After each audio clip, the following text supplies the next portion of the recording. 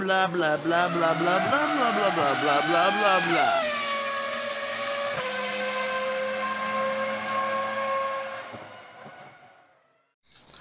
Hello everybody and welcome to I'll Tell You What TV, the unofficial F1 podcast, for a first for us, which is a live podcast while the F1 race is actually underway, which it will be. Formation lap starts in about 4 minutes, and by the sounds of it, you two are still trying to get comfortable. It's not me, I'm not moving, it's James. It's my floorboards, I can't cope with pressure and my weight. No comment. Too many homemade cookies. Yeah. You know what? I haven't been this excited to watch a race for a while, but I think it's simply just because we're doing a podcast. Yeah, I don't think it is. I think it's a different thing. It's because you've got Vettel out of position, well out of position. You've got Hamilton out of position. Funnily enough, with and Hamilton, right, on our predictions, if you'd have said Hamilton for qualifying 4th place, you'd have got the points. Don't tell him that. He'll get upset now. No, but thing is, right, this could be a very interesting race for a number of reasons, mainly because Leclerc's on the soft tyres. Mm. Yeah, so they might go off. Yeah. But the thing for me is, I think what Dave's really excited for is, I think only a few minutes ago he were quite pissed off because I'd not got on the podcast yet. So I think he's just got in the zone of, oh, thank fuck for that. Let's get on with this podcast. Well, true. He was stressed. Yeah, I was driving with Dave's head in my brain, going, "Fucking hurry up! Where the fuck are you? Where are you, fucking knobhead?" Where the fuck's James is what it was. No, it was, I'll be back in a minute, Steve, I'm going to the loo. 5 minutes later, I come back and go, is James here? Yeah. No, where the fuck is he? No, that's not... Turned into Danny Dyer. That's not true, actually, that's not true. But, to be fair, though, I am kind of glad that we're trying this, because I don't know what's wrong with me recently, but I am falling asleep during Formula 1 sessions. Oh, Dave. Oh, well, don't worry. Don't worry, we're going to verbally prod you. Well, that didn't work for you, did it, when you fell asleep? Well, at least you got a race to watch. True. Quick question: we can see there Lewis Hamilton's. Oh no, we can't now. We're seeing Bottas. Well, no one else can see it, but go on. Well, nobody else can see it, but right now we're looking at Bottas. I've got a funny feeling Bottas is going to get done right at the start by Hamilton. Well, I think Verstappen's going to go for it at the start. The thing of is, course right, now you both said that this could be an exciting race because of the way the grid's formed up. But to be fair, it all depends on whether they can actually attempt to overtake, because I did watch the Formula 2 session yesterday and there was overtakes into turn 1, overtakes into turn 2, overtakes into turn 3. Same again today in F2. Has someone just turned the fan on? No, my kettle's look, it's my mum and dad's kettle, and bloody hell, it's louder than... I thought it was a rocket taking off. I thought it was just Steve got wind. I've got a funny feeling that... Well, I really want Charles Leclerc to win. Oh, yeah, same here. At the same time, I do want Max and Hamilton and Bottas to give him a really good run. Yep. What's going on behind with the McLarens and Saubers?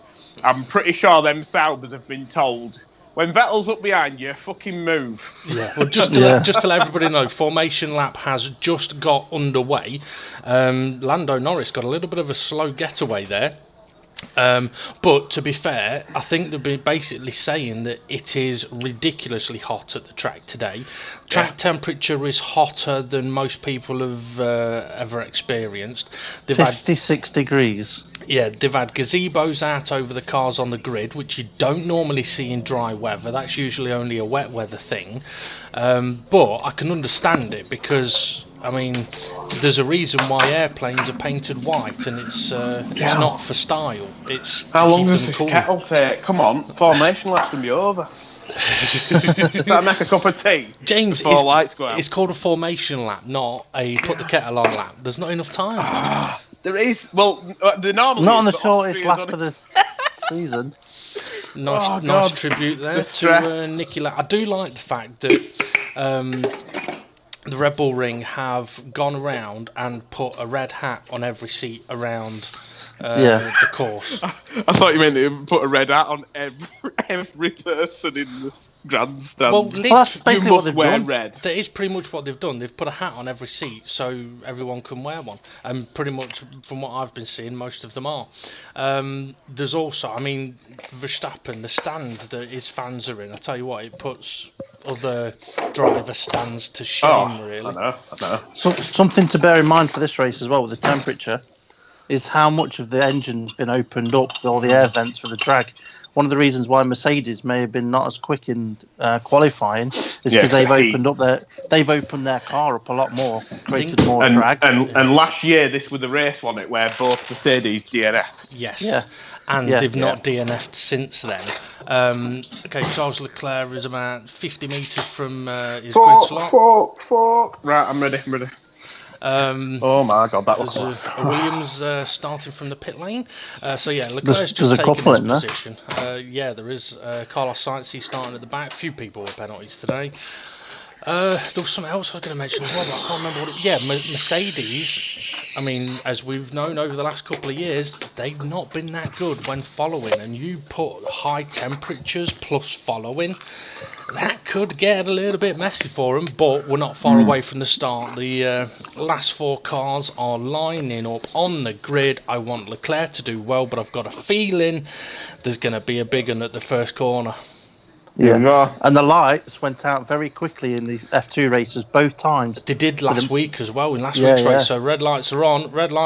It's not a quick go. Verstappen!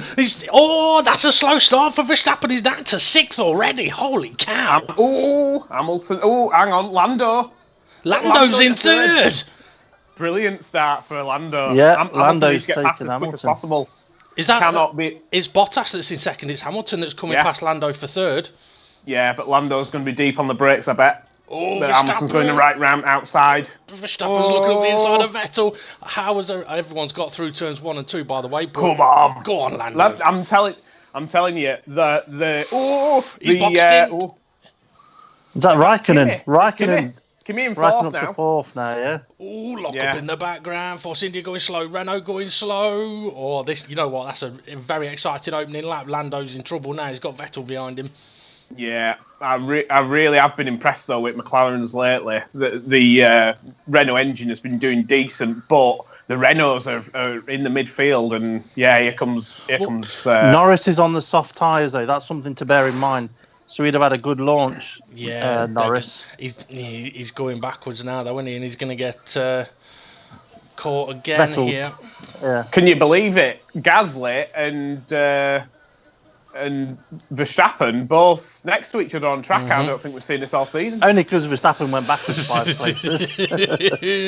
I think Verstappen needs a good run on Vettel here, but I think Vettel with that Ferrari power is going to be past the McLaren.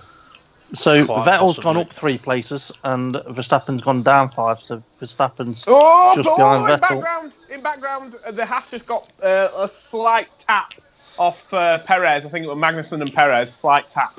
Both still going though, yeah? Yeah, both still going. You mentioned those 2 names and slight tap, and I'm like, nah, that's bullshit, mate. It's going to be fucking carnage. Yeah. I think Hulkenberg sat behind him thinking, for fuck's sake. Yeah, for fuck's sake. Yeah, the fans in the grandstands are absolutely packed. They are. I mean, this is one of the things with this circuit, because it is a short circuit. The fans are very closely located to each other. Whereas somewhere like Silverstone, all the grandstands are still packed, but it's spread over a larger area. Yeah. Okay, Leclerc's opening up a gap. He's Yeah, out of DRS that's good for range. him. I think in terms of battling, it's all going to be behind Raikkonen now. But Raikkonen is not the type of person, even when he were in Ferrari, he wasn't the type of person that here you go, Vettel, go through. So I think even if he's been told get out of the way, I don't think he's going to be doing so. I'd agree with you. Race control, what's that? DRS enabled. Yeah, just going to say as well, did you hear what Raikkonen said in qualifying about pointing to the aeroplanes? No? Oh, no, I didn't hear about it, but I'm guessing it was to do with his middle finger gesture. Yeah. As he passed Lewis Hamilton on track, shall we say, he was pointing at the aeroplanes with his middle finger, yeah. What's surprising me here is Vettel's not past the McLaren yet, and we're still on lap 3. And he seems to be sliding a lot through the cars. Vettel was on the same tyres as Norris. But behind them, Verstappen, he's on the medium compound. But this has got a massive long straight. Well, 2 massive long straights. And you'd expect that Ferrari power to chew past him. He'll have him into turn 2. He's close enough. All he needs to do is get a decent exit out of 1. Yeah, he'll have him. Yeah, now DRS is available. His DRS is open. But I hope Verstappen gets close before. He's moved. Oh, Jesus Christ, Sebastian! Fucking hell, that were a bit rude there. If I were Lando, I'd be stuffing it up his. I mean, he didn't defend. He didn't go mental. Come on, Lando. Come on, he's coming back. Having him back. That's it. Go on, fucking have him, dirty bastard. He's gone wide. Oh. So basically. Norris said, I'm not going to defend it, and Vettel squeezes him off the track. Yeah. I'd be on radio going, you were forcing me off at track there. What were all that about? Yeah. I'd have done. Not moved and let him hit me. Same here. See, James tries doing this when we race. He's like, I want to move over a bit, but you're in the way, so I'm going to move over. So if you don't move, he hits you. It's a bit easier to do it though when you've not got open wheel cars. One mistake. Come on, I wasn't on about that one. I'm on about when you were side by side down a straight. Okay, just to put it into perspective, a recap of what just happened there. Basically, Sebastian Vettel attacked Lando Norris up to what we call turn 2. Norris didn't defend him. Vettel nearly pushed him off the road, what pretty much did. And then Norris attacked back into 3, but Vettel stayed ahead. And Vettel is already on the back of Raikkonen. Yeah. I mean, what I would say is in that situation, though, it was the DRS that allowed that situation to occur. But without DRS, that situation would have happened anyway. Yeah. Verstappen's attacking Norris. Yeah. I tell you what, Vettel's attacking Raikkonen. Vettel's on Raikkonen. He's going past him. Oh no, he's not. He tried. Yeah, I don't think Raikkonen's going to be letting him through anytime soon. No, Max Verstappen has just been on the radio saying he's clipping. What does that mean? Does that mean his battery power is maxing out before he gets to his top speed? Yes. So like he's flat out, but it's dipping on power. Yeah. So right now, I think if we want to make a race of this, Verstappen needs to get past Lando as quick as possible and try and close in on back of Vettel. Because right now, if Vettel gets in front of Raikkonen, he's gone. Yeah, and Vettel may be able to catch up to Hamilton. Okay, so we're going to watch a replay. Why are we watching a replay? There's cars attacking each other. I know. Why are we watching a replay? I bet you tonight, by the time we go back after replays, I bet Vettel's in front of Raikkonen and Verstappen will be in front of Lando. Yep, so we've got 2 replays coming up. At the start then, Max Verstappen, it's the anti-stall. That's why he didn't get going. Yeah, now let's go back to the action. We've seen it. Get back to the action. We can see more of this after the race. Yeah? If you really want to show this, do it in a proper lull. Not when people are close. Let's have a look at the garage. Yeah, a replay, which isn't even a replay. Oh, we're going to have another look at it. We've seen it twice. It's the same one. It's the same one. Oh my God, we've seen replay. They'll have completed a lap by the time we get back to live action. Hang on. No, this is a replay. Hang on. What's this? We have complained. Norris complained. Oh, hang on. Hang on. Oh, right. This is Vettel on. This is Vettel on Raikkonen. Oh wow. Yeah, we missed it. We missed the live action overtake, and let's get ready for the replay. Oh no, Verstappen hasn't got past Norris for yet. For fuck's sake! But it is a whole lap. That was a whole lap. Yeah, and look at the difference now. Raikkonen, Vettel, it's over 2 seconds. So that happened ages ago. That happened a full lap ago. Yeah, here comes Verstappen though on the back of Norris. And that's an easy move up the inside for Verstappen. Now, for Verstappen, with him being on the medium compound tyre, he has got an opportunity of getting after Vettel, but Norris is coming back at him, but without DRS, not a lot he can do.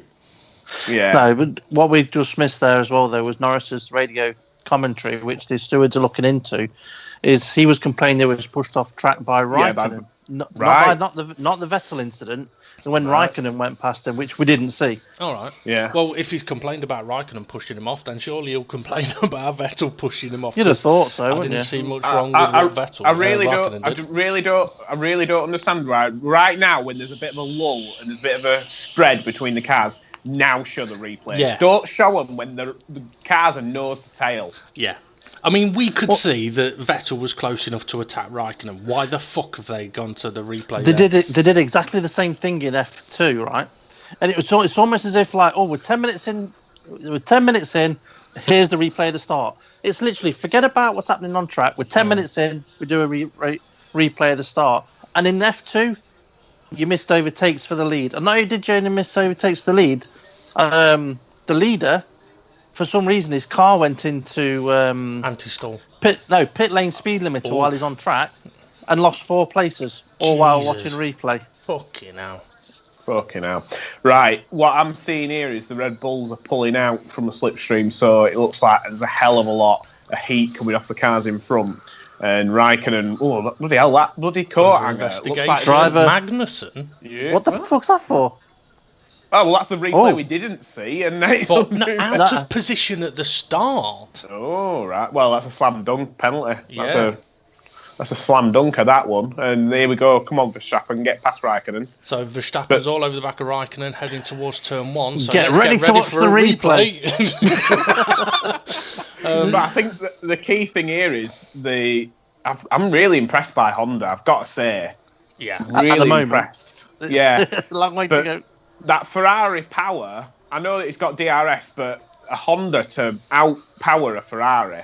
Here we go then, Verstappen on Raikkonen up into turn 2. It's called turn 3. Yeah, I know it's called turn 3. It's called turn 3 because of motorbikes, you know. I know. Which is stupid when the FIA follow the... It's up to the FIA to choose what corner numbers they have for the Formula 1. Yeah. They should just go, we're Formula 1, that's not a corner, fuck off.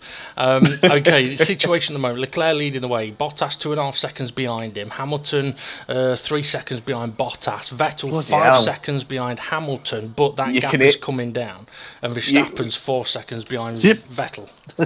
when and Raikkonen is the second. When Verstappen just went through past that grandstand, even though I've only got my TV on quiet, I could hear the entire grandstand go, come on! That was brilliant, that. Yeah, okay, let's have a look. Danny Kvyat is still only in 19th place. He's not far behind Russell, though. Okay, so there's not a lot happening now in the top 5. Just say, though, Sainz has gone from 18th on the grid up to 14th, which isn't too bad. That's a lot of replays we're gonna have to watch then, because we've not seen any of that. What's this? Is that Grosjean? Yeah, it will be, won't it? Yeah, it's Grosjean and Albon. Yeah, Albon started near the back as well, didn't he? Because he had full penalties. Both got DRS off K-Mag. Oh, hey, up for Williams, bloody hell. Yeah, George Russell's trying to attack Grosjean. Lummy neck, I don't think we've seen a Williams on track racing apart from this is just the team showing race. how bad Grosjean's been. What's going on with DRS? Grosjean had it closed. Oh, hey, up. Hey, did you see about Renault's DRS in practice? Yeah. I didn't notice. It was getting jiggy with it down the streets. In FP1 and 2, I don't know about 3. I didn't watch 3. They fixed it for 3. Did they? By firming up the side plates of the rear wing.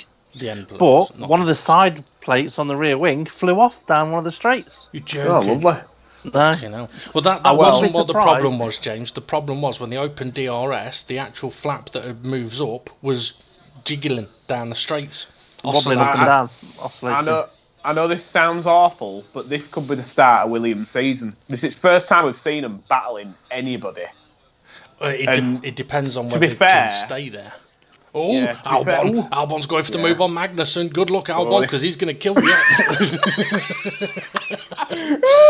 But yeah, I think that's it. It's like I've got to say, I think Formula Gary should be renamed Magnussen. Magnussen's made the with move. the power. Yeah. Now, Yeah. I tell you what, right? In 12 laps, we've had 10 times more action than we had at the whole of the French Grand Prix. Oh, yeah, and that is definitely. because Paul Ricard is not a fucking racetrack. It's No, a it's a test test track. track. Don't Yeah. fucking race there. Oh, ew. What's Leclerc saying? What's he saying, Steve? Is going to Plan A. Plan A. Plan A. That's, so that I is found out the what Plan F was. fastest lap. Yeah. Right. As if you didn't know that. But basically, Plan A. That's radio commentary to Charles Leclerc's car. It's Plan A. So I'm assuming that is one, because they were saying what they're probably going to do is one stop. And go on to the hard tyres, whereas the ones that are on the mediums are going to go mediums and hards. Magnussen's in the pits. And mediums. Yeah, and Raikkonen's falling backwards now, so Norris could regain 6 at this point. Yeah, and there we go. We're looking at the battle now. See, this is better, like, from a broadcast perspective. They've gone and shown the battle at the back that was definitely worth watching. Now Norris is close enough to pressure Raikkonen. Yeah. Let's go and have a look at that. I don't think we're going to see anything happen with the top 5 cars because they're just holding position at the moment. Well, the 6/10 between Kvyat and Russell. Yeah, there is 6. Yeah, 5/10. That's a good point. But I think it's Kubica because is this is a another bit 4 further seconds up. behind him. The thing is, though, Norris is within DRS, so he's going to catch up now into turn 1, which he is doing. And if he has a good exit, he could attack into turn 2/3. And no Multi offense. 2-3. No offense, Gasly. How I'm is sorry, Gasly but- behind them two? How is Gasly behind them two? I mean, he's got a way superior car. If I were Red Bull, I'd be saying, you know what? Drive through Penalty penalty. for 2-4. Magnussen. Hey! Oh, Norris going That'll for be the good. overtake. Norris going for the overtake. Ran the outside into turn 4, but Gonna do an up and under. he is going to try an up and under, but that's not going to work for the next corner. He ain't quite got the grip, has he? No. Well, I've got to say though, you can clearly see the two differences in these cars, which is what creates good racing. Is Raikkonen's car's fast in a straight line, and Norris's is fast in the corners. So it just You creates- call that turn 4, Dave. That means the previous corner must be 3. Corner must be 3. Yeah. I'm saying fuck all on that, mate. What I was going to say, though, James, you said a little while ago about... hang on, Charles Leclerc radio. Tell me when to start pushing. From the fucking lights out? With the light, yeah. Fucking brilliant. Yeah, but yeah, you said, James, that the McLarens have been doing really well. I would say their drive. Oh, Norris is going for it. Dive bomb up the inside of Raikkonen. Fucking go for it, lad. Nice Well done. one. I was going to say it's the drivers as well that have been surprising. Lando Norris, what a star. And the thing is, George Russell beat Lando Norris, so imagine if Russell was in a decent car as well. What I don't understand is Gasly there did not open his DRS. Does he not know where the button is? Because he's well within a second. Maybe. How did Max Verstappen? Yeah, he's rolling. He's just gone past the orange marker. He needs to put his tyre on. No, I don't think it's that. And I'll tell you what it is, right? What we're It's looking too at. far forward. What we're looking at is the out of position of Magnussen at the start. There's a detection thing underneath the nose cone on the car, and there's one in each grid slot. And basically, if your detection module on your car goes over that detection point, it's deemed as a false start, basically. The thing is, though, before the lights come on, before the race starts, you can roll backwards. Fucking hell, get rid of them bloody coat hangers. I know that they might predict. Oh, bloody hell, they're braking on Gasly's car. I thought we were going to steam in the back of him then. But yeah, them coat hangers. I mean, they might produce some form of downforce, but do they look cool? Because to me, it looks like a piece of shit.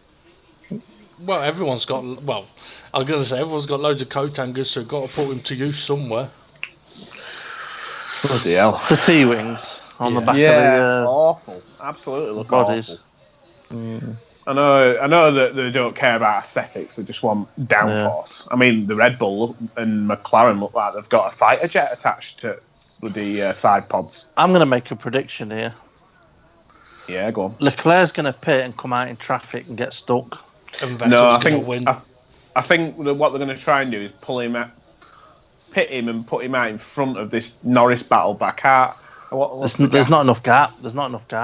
2, 3, 4. Yeah, it's only about 15 seconds at the moment, isn't it? Yeah. So he needs about 20. I tell you what, looking at this battle though between Norris, Raikkonen and Gasly, if I'm Red Bull, I'd be sitting there going, how can Lando Norris overtake Raikkonen, but Gasly can't even stay close? Oh, his DRS is open this lap. Well done. Well, Raikkonen's got closer to Norris than Gasly has to Raikkonen. These three, all right. I want to say, hang on, I'm watching a replay of Hamilton, bit of a lock up on the front right into turn 4. Okay, Lando Norris, Raikkonen, and Gasly, they're all on the soft tyre as well. So Leclerc is probably going to wait for them to pit to create the gap for him to pit into. I mean, the thing is, Leclerc's in a situation, if he's on different tyres to Hamilton and Bottas, isn't he? Yes. So if Hamilton and Bottas on medium. He just keeps this gap and he just goes as long as he can. Because if he pits close to the time of Hamilton and Bottas, they're not going to get any undercut on him. Mm. No, they're not. They're going for the overcut. Well, yeah, but you know what I mean. Given that Leclerc is 3.5 seconds ahead of Bottas, Leclerc might as well stay out until Bottas is right on his arse. Right. Well, the gap right now is opening up between Norris and Leclerc. It's got to 19 seconds. It was 15 seconds only a lap ago. And we're on lap 17 of 71.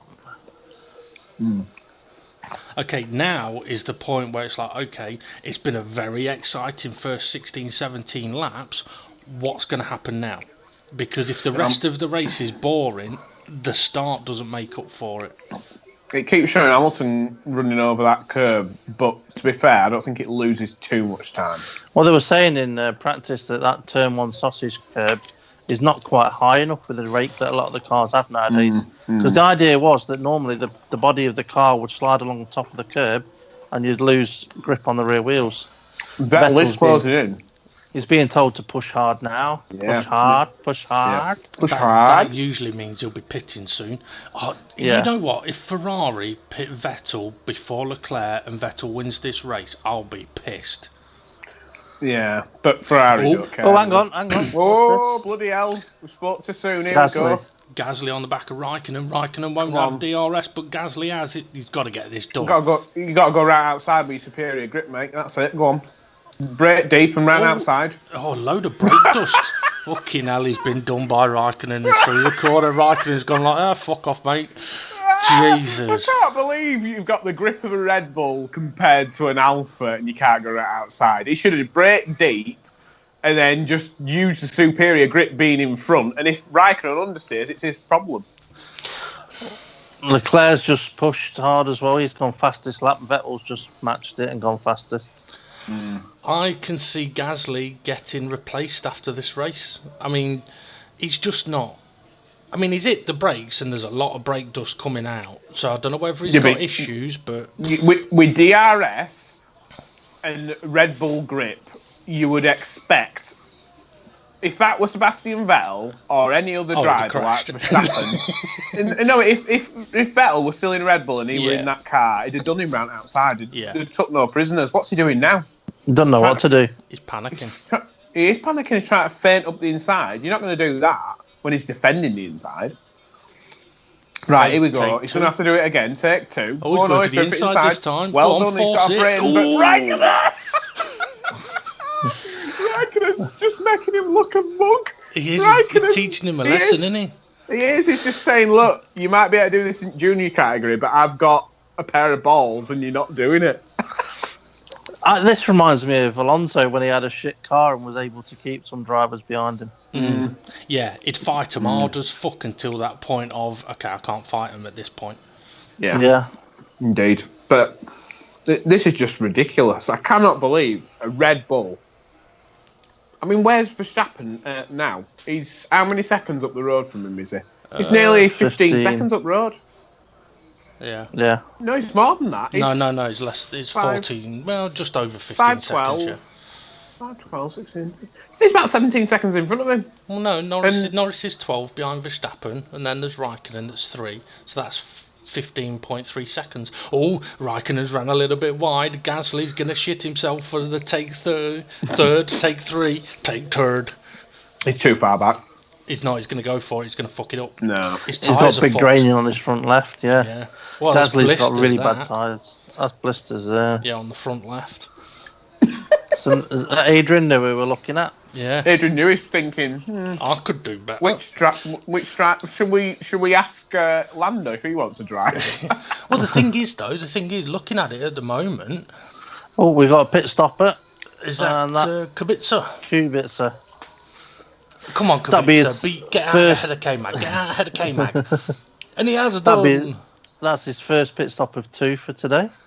He likes to stop in twice, doesn't he? Does he? Oh.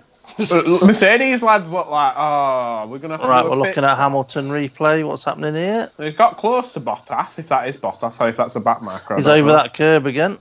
So, Is it Bottas that in front of him? Yeah. Yeah.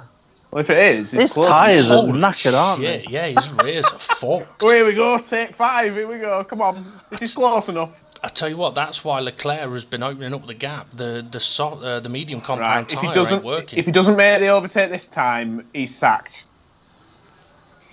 He's He's not, mate. He's Respect. sacked.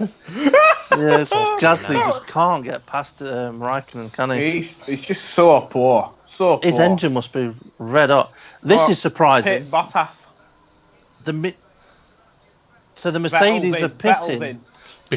Before. Okay, Vettel is in. Vettel's stop the exit, look. That was close. Yeah.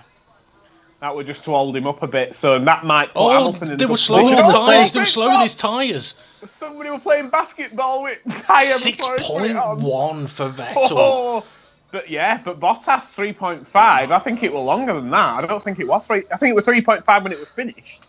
Vettel's was 6.1. Yeah, they So, were. That was Game not on. good. Game on Verstappen. And Hamilton might come out in front of Bottas here. They'll be very close. Well, what Steve This is how bad Gasly's been doing. Vettel's pitted with a fucked up pit stop and has come out behind Gasly. Fucking hell. Fucking hell. The thing is, though, Steve, you were saying about Bottas pitting before Leclerc, which he has. I mean, the medium tyre is just not working. It's destroying him. If Gasly wants to save his job, he needs to hold up Vettel. But here we go, Leclerc's in. Have they got his tyres ready? Because they definitely didn't have Vettel's ready. Hamilton's just set the fastest lap on his fuck tyres. Yeah, he's gone. Oh, no, we're all right. We're all right. 2.6. Verstappen's carried on. Yeah, Verstappen's up to second then, but hasn't Are stopped there 2 back yet. markers already? Yeah, there's Kubica Kubica and Magnussen, yeah. Oh, what the hell? this is where Magnussen's going to wipe out Leclerc, isn't it? Yeah, his front left we're tyres. watching the Tyres replay. weren't ready, look. Yeah, his tyres weren't ready. Tyres weren't ready. Fucking hell. Is that because they called him in because Bottas Yeah. came in? Yeah, it was such a late call when.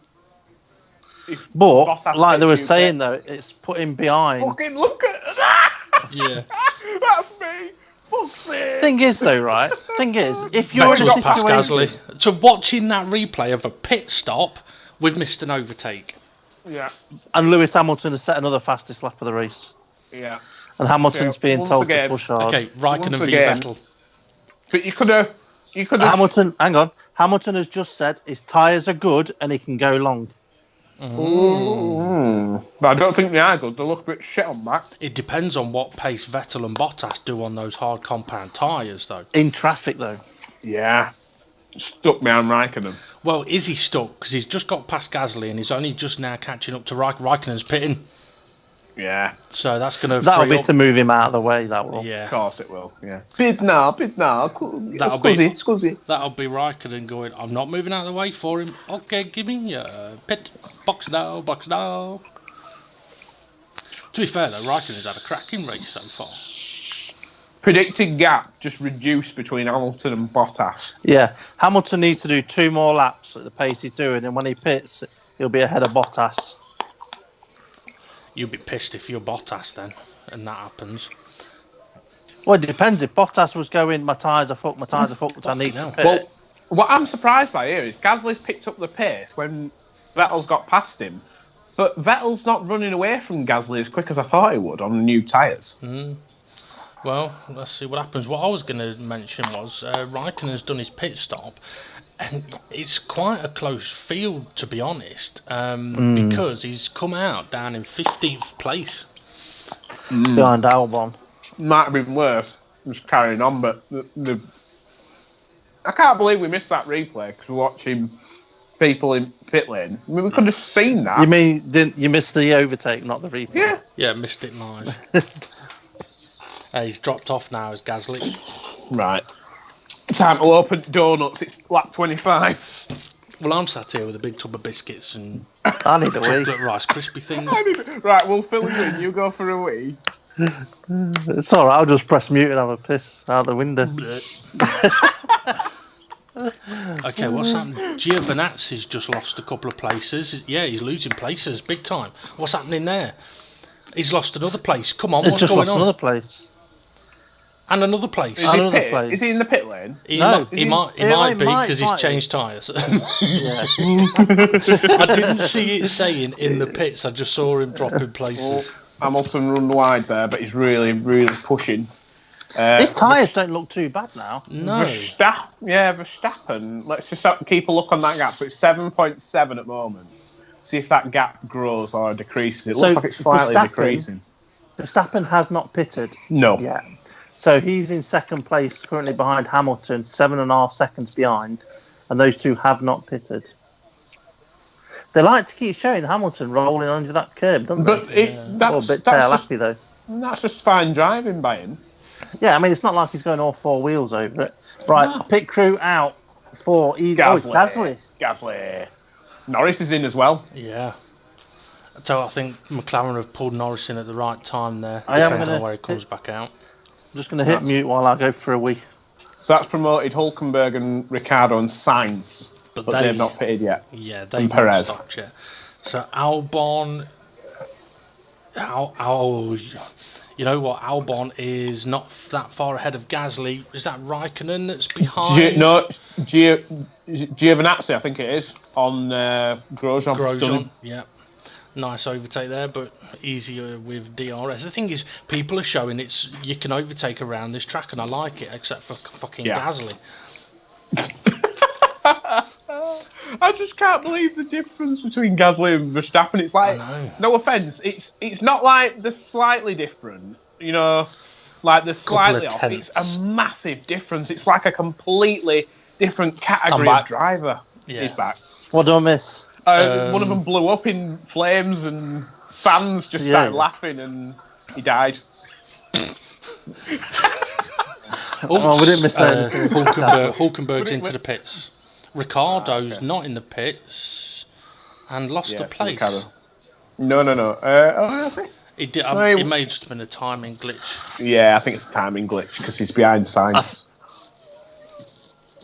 Looking at it, Bottas has picked up the pace compared to Hamilton. Hamilton's not going to be jumping Bottas. Yeah, the gap between Hamilton and Verstappen was 7.7 a couple of laps ago. It's now 7.2. I've got to say, in terms of driving ability, didn't Sainz start it back? Hamilton radio. It might have lost some downforce on his front wing. Oh well. Wants the team to check it. You're right. He's checking it. No, yeah, it's fine. There's nothing wrong with the front wing, mate. That's in the pit lane.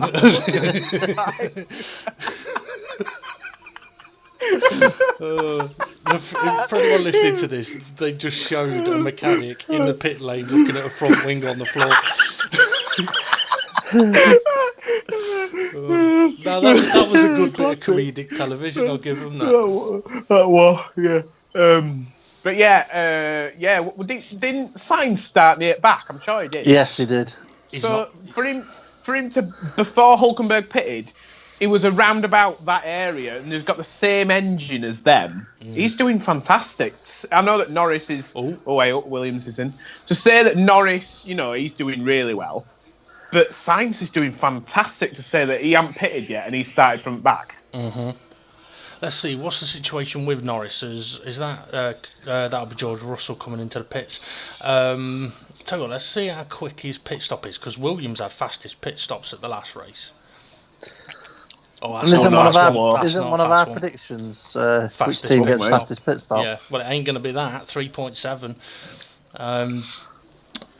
Hamilton to Verstappen's down to less than 6 seconds. No, he needs to pit. He's losing time, big time. Verstappen's looking good here. Really good. Okay, yeah, so Norris then, he's made his pit stop. Hamilton radio. Sainz and Perez are battling, and we're not watching it.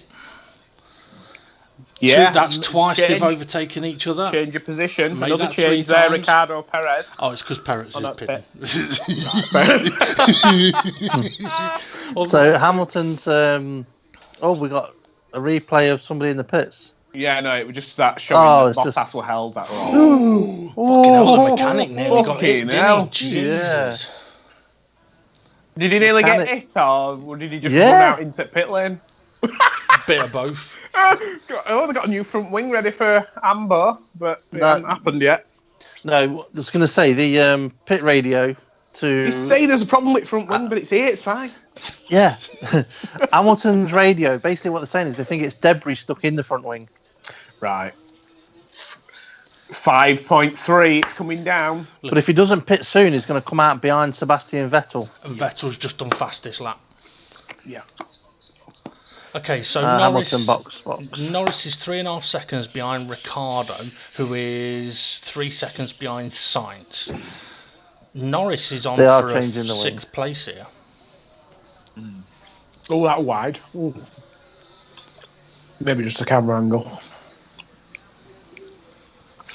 Okay, so average time loss in the pits 25 seconds. He's saying. Raikkonen's P10 and he's right all over the back of Albon. That might be another position for him because he's on decent tyres. Yeah, 3/10 behind he is. So Hamilton does pit then, lap 30. They are changing the front wing.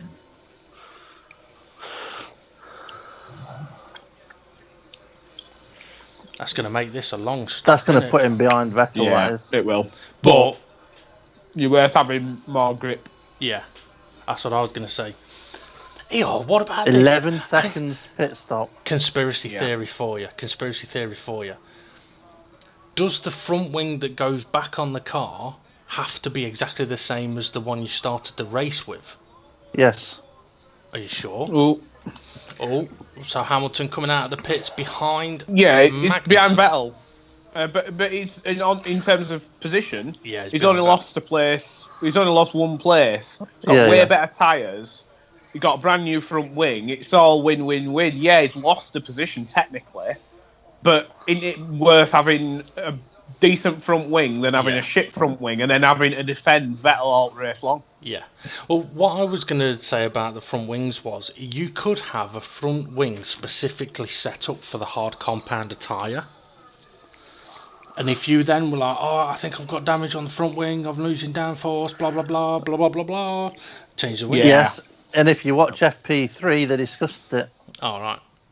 And basically, one of the drivers got damage in FP3 on the front wing, and in part Fermi, they're allowed to change the front wing as long as it's like for like. All right. Now, what you are allowed to change is the wing angle.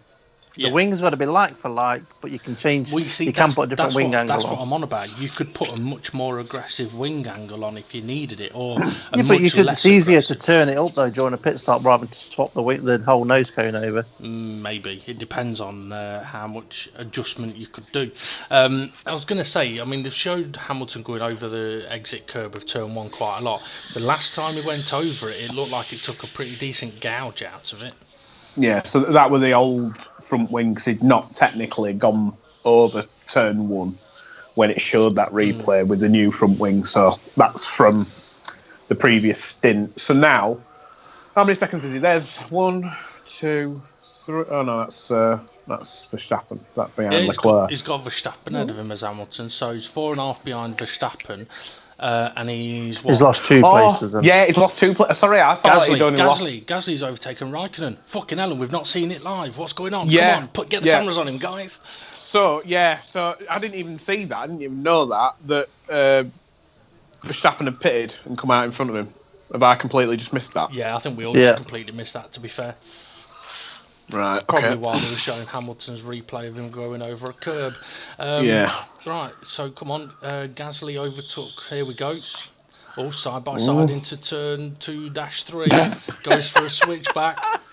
He's got the inside this time. He's got the inside. Squeezing. So yeah. Wow. It's only taken him 32 only took laps. him, only ruined his race in order to get past him. I reckon Gasly's going to have brake failure before the end of this race. The amount of brake dust coming out of it. Oh, the F2 race today. Spoiler alert, if anybody wants us to watch Formula 2 from earlier on today. I can't remember who it was. It might have been Latifi. Latifi. Brakes going to turn 1, no brakes. Ooh. Yeah. Basically, he just wound on. Hang on, no, it was Delatraz, sorry. Just wound on loads of lock to put the car into a sideward spin slide. Yeah, to disrupt the speed before he hit the wall. Fucking hell. Needs an handbrake. That saved me. If I hadn't touched handbrake, I'd have got reset and it'd been my race fucked. But anyway, back to the F1. I think, Toro Rosso's just getting out of the way there. Here's a question for you two then. With 34 laps into this race, has this race spiced up your interest in F1 again? A little bit, yeah. I mean, it's not super amazing. Even with the battling, we've seen really close racing with fucking hell, they're checking their front wing. Ours is fine. Our front wing's fine. What's he moaning about? Kvyat's saying that there's something in front wing. There's no in it. So they put more front wing on in the pit stop. Oh, sticky rear. You don't want to stick your rear. No. Jesus. Well, I'm just wondering if they were, because it looked like he was gesturing about the angles, the flap angles on the front wing, and I'm wondering if. Oh, they're talking to Christian Horner at the moment. What's he saying? He's probably defending Gasly through gritty teeth. Talking about he's got to get his head down to catch up Norris, looking after his brakes and tyres. Now he's got past Raikkonen. Fuck me. Fucking bullshit. Sack him. Sack him. It's all to do with energy deployment as well, though, making sure that they've got an equal amount of energy deployment over the whole lap, rather than just trying to... Because when you try and use it... Steve. When you try and use it to overtake someone, you use a lot of it. So then at other parts of the circuit, you've not got any. If you use a lot to overtake someone. So now he's on an battery deployment mode, where it's equal over the whole lap.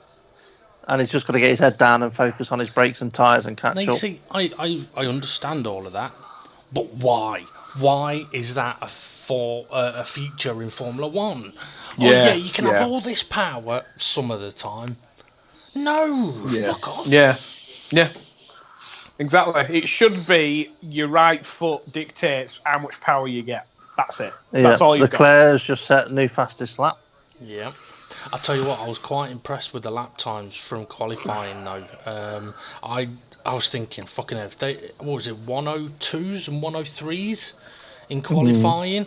And I'm like, that is quick. I mean, I will say that these aren't great race cars, but fuck, they are quick. In qualifying as well, though. Oh, hang on, Hamilton radio. What's he saying? Nothing. It's just gone off again.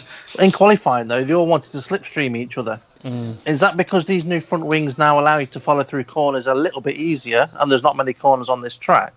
So in 2021, if they go for even less downforce, are they going to be trying to slipstream even more in qualifying? I think around here it's more a case of if you can get a slipstream down the main straight, the second straight, and the third straight, the amount of time you'd lose in the corners is a lot less than the time you'd gain from the slipstream.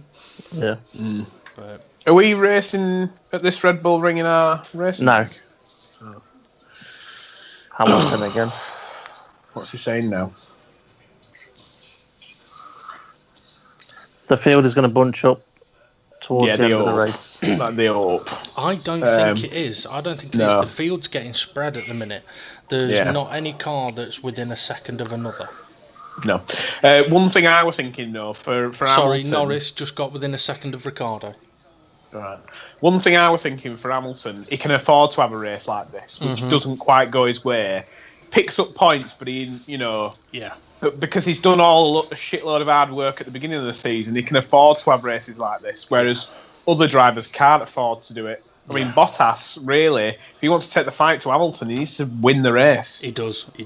And the thing is, for Ferrari, it doesn't benefit them having Leclerc win the race on a points situation, but it will benefit them massively from a fan base perspective with Leclerc winning the race.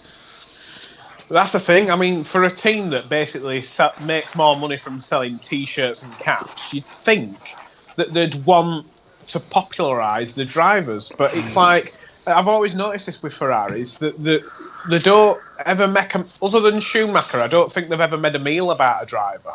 Even Alonso, I don't ever remember. I went to San Francisco. It's because no one's bigger than the team. Yeah, I went to San Francisco, and in the window they had one of Schumacher's cars. Everybody were walking past it like it was nothing. I was like, "Oh my god!" And I went inside and I literally just stared at it for about half an hour. I bet people thought, "What a weirdo!"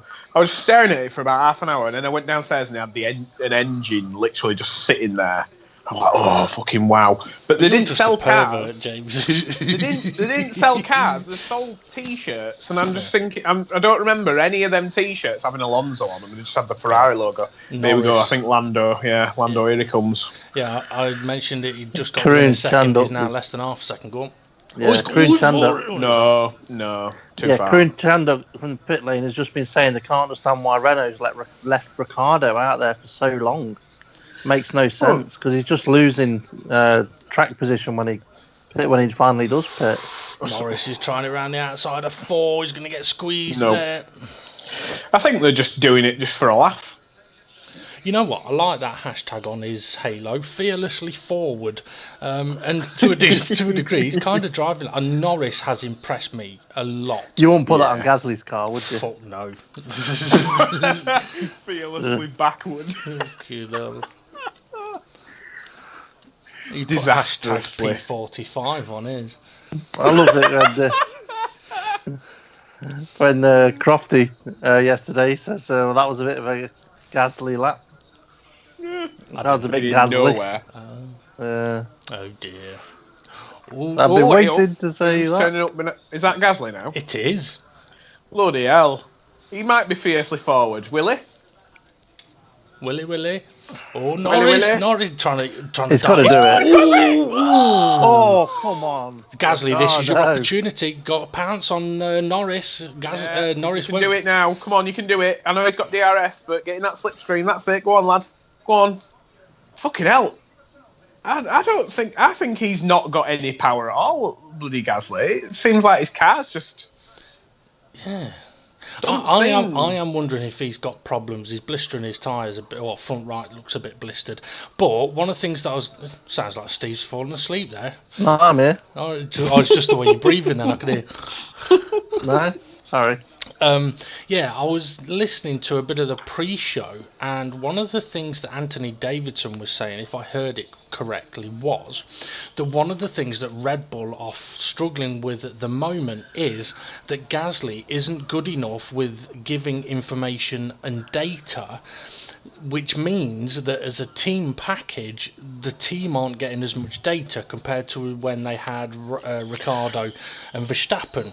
So they're finding it harder to get through the workload and get the data that they need, which is then hampering his weekends as well. But right, so but I don't understand though. Wouldn't they have known that? Seeing as Toro Rosso's the sister team, they'd have gone, well, how's his experience with talking to you? Well, he didn't quite talk. Well, the thing is, though, it depends, because you look at his time in Toro Rosso, he was a test rat. So, I mean, literally, they just threw bits at him, gave him loads of penalties. Was in a pretty quick car, starting at the back most races, so gained a few places, and everything seemed pretty good. So, maybe it was just a situation where... maybe it was just a situation where... it didn't occur that they had to get as detailed into stuff, and it didn't highlight an issue. But got a big blister on his front right on his hard tyres. Yeah. And Lando's pulling away now. He's getting back on the tail of Ricciardo. And I've got to say though, Ricciardo, for 2 or 3 laps now, he's not had any pressure from behind because Lando's been more focused in his mirrors. There's still 30 laps to go. Watch his brake usage, right? Hard on the brakes, very early. Off. See how quickly he was off it. There's no trail braking or graduating of braking. He's fully on, fully off. Oh, here we go, Lando. Yeah, Lando He's Norris. got to have him this time. Yeah. Turn in on him. Come on. Lovely move. Lando Norris, teenager, showing Gasly how it's done. Fucking hell. Who's he? He works for McLaren, but bloody hell, he looked like just turned up out of bloody university. Well, he's going to get a memo in a minute from Claire Williams saying, "You are not allowed to celebrate on the pit wall." Why Claire Williams? because she sent the message to someone on the pit wall for wearing shorts. Yeah, but that was at Williams. I know it was. I know it was. I know. Who the fuck's Max Chilton? Carlos Sainz in the pits. Is that Hamilton defending? No, is that Verstappen? Who's that? Who is that from? No, Hamilton's lost a lot of time to Verstappen. He's 9 seconds behind. He was 7 earlier. Fucking hell. Do you think he's got bigger problems than what it looks? Maybe. I mean, to lose that much time. Yeah, look. He has been losing a lot of time, but if they've got data from Bottas's car, knowing that the tyres are not holding together very well, you've got to look after them more when you first leave the pits. Maybe he's driving thinking about time. Yeah, he's thinking about the end of the race. Yeah. Also, he's got a 27-second gap to Norris, so he's got a free pit stop in hand. This is interesting. Ricciardo just ahead of Gasly. Ricciardo looking in his mirrors and going, "Oh, that's my old car. That's my old car." And you're not and it's on new. It's on new tyres. And I'm fucking hell, yeah, Ricciardo. I mean, Ricciardo hasn't stopped yet, and he's on the hard tyre. Yeah. Fucking hell. Just having a look again at Gasly's brake pedal. Again, it was on, off, on, off. It's not gradually off. It's on and off. Yeah. You need to do what I do, where you just whack it a load of times. No. Well, the thing is, you look at how one of the ways that Danny Ricciardo was able to late brake as much as he did was how he comes off the brake pedal. Yeah, completely bang off. Well, Gasly is, but that's not how Ricciardo wasn't doing it. But I mean, let's see how he does down into this corner. Oh no! Well, no, we won't. Verstappen has just set the fastest lap of the race, so I think it's Verstappen is pushing hard rather than Hamilton dropping backwards. Look at the gap. Look at the gap now. I know that Gasly's been held up, but it's his own fault. Look at the gap now between Verstappen and Gasly. The gap's probably more like 40 seconds. Norris is being told to hold Ricciardo in your mirrors to give him DRS. So they want Ricciardo to have DRS so that Gasly can't overtake him. I don't think he needs to worry about that. Yeah, because you think about it though, McLaren right now, they're not fighting anybody in front of them. Right, Norris said to his engineer, "What, forever?"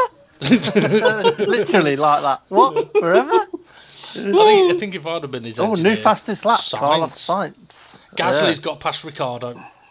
You know what I'd be doing if I were McLaren? If I were McLaren, I'd be like, "Look, Gasly's shit. We've got the driver to beat Gasly today. Yeah, we might not have the car, but we've definitely got the driver." Verstappen just took fastest lap. Yeah. Okay, get ready for the replay. Gasly. Right, so right now we really need to be looking at Verstappen and Vettel. Well, no, we're looking at Leclerc because it's 1.4 seconds. No, we're looking. Hang on, yeah, that is Yeah. Leclerc, isn't it? Yeah. Yeah.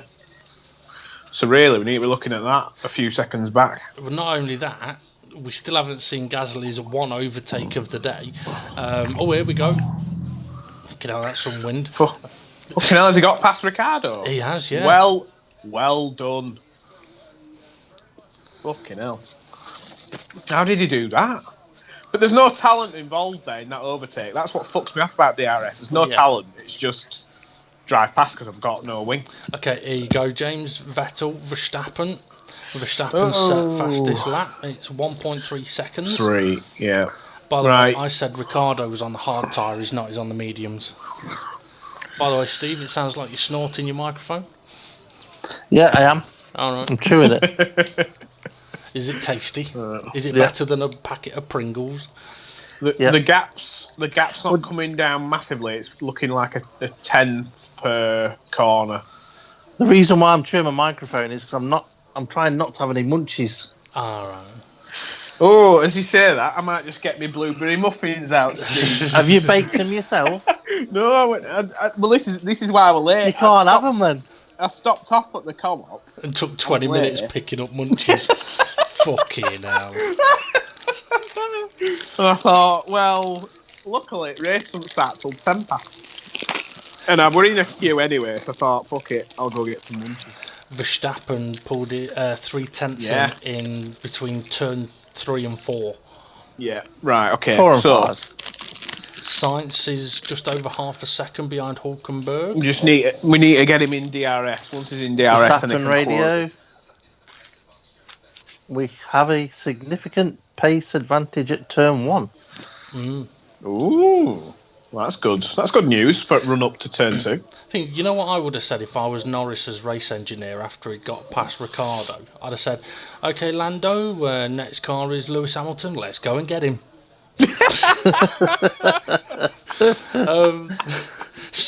Sainz is going for it. He's only a 10th behind, but we're not seeing it on the screen. Come on, camera guys, these two are not close enough to attack. We're going to miss an overtake or a battle. Is it Sainz on Hulkenberg? Yeah. Have they both pitted? I think they have, yeah. So Sainz has only just pitted. Sainz is on the freshest rubber out of everyone at the moment. It's 4/10s now. Also, I want to mention that George Russell is still ahead of Magnussen. And okay, Magnussen did a pit stop and then had to serve a drive-through, but he's ahead. Oh, this might help out. Ricciardo's pitted. Except Williams. No, Williams is stuck in front of Vettel. It's going to let him through. He's right on racing line. That'll really help Vettel get away now. It depends on if he blocks Verstappen. Oh no, he's on him. Yeah, come on. Cost Vettel half a second, that did. Half a second. Come on, here we go. Come on, lad. Let's have a bit of fun. I thought he was going to hit the back of him then. I've got to say, this is why Verstappen has fans, because at least he pushes like fucking mad. He might not always be right, but he pushes like mad. Is he going to die? Here we go. He's going to go for it. Oh, I thought it was. You know that Vettel's going to end up turning. Oh, he's gone deep. Vettel went deep there. Yeah, Vettel. Or Vettel will make a mistake. Vettel will just drive off the track by making a mistake. He's going for it. Turn 4. Switch back. No. Switch back. No. No overtake yet. Yes. Oh. Hey up. No, he's behind him still.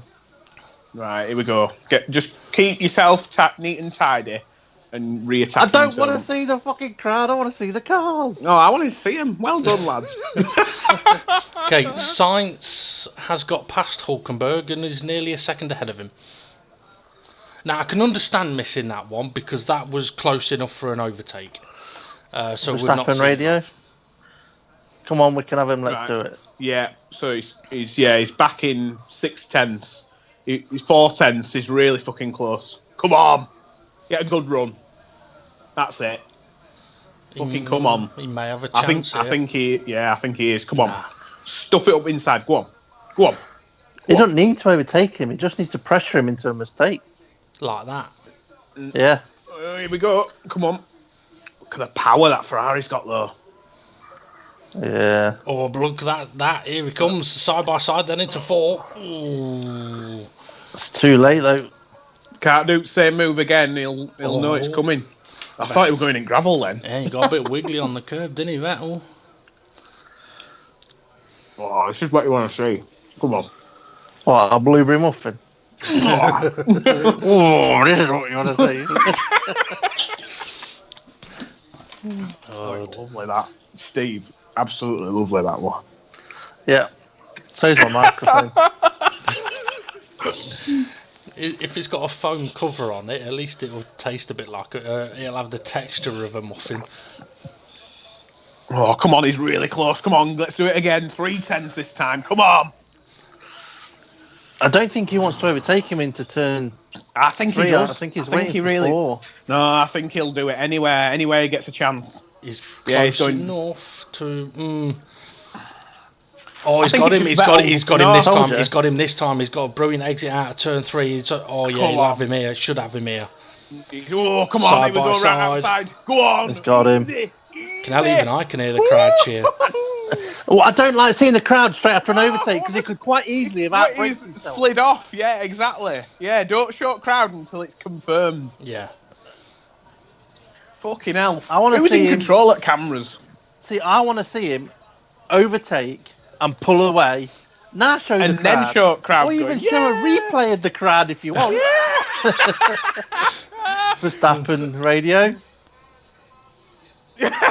What was Just a bit of a that? sell- yes, boys. Come on.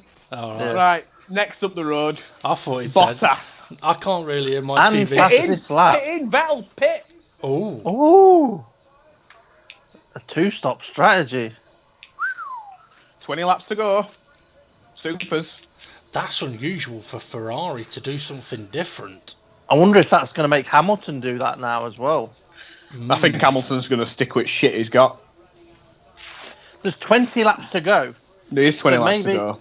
Yeah, 20 laps to go. So maybe they were always planning on doing that. Right, while we were watching that battle, Sainz has managed to pull a 2.5 seconds ahead of Hulkenberg. Perez has overtaken Hulkenberg, and Sainz is all over the back of Giovinazzi.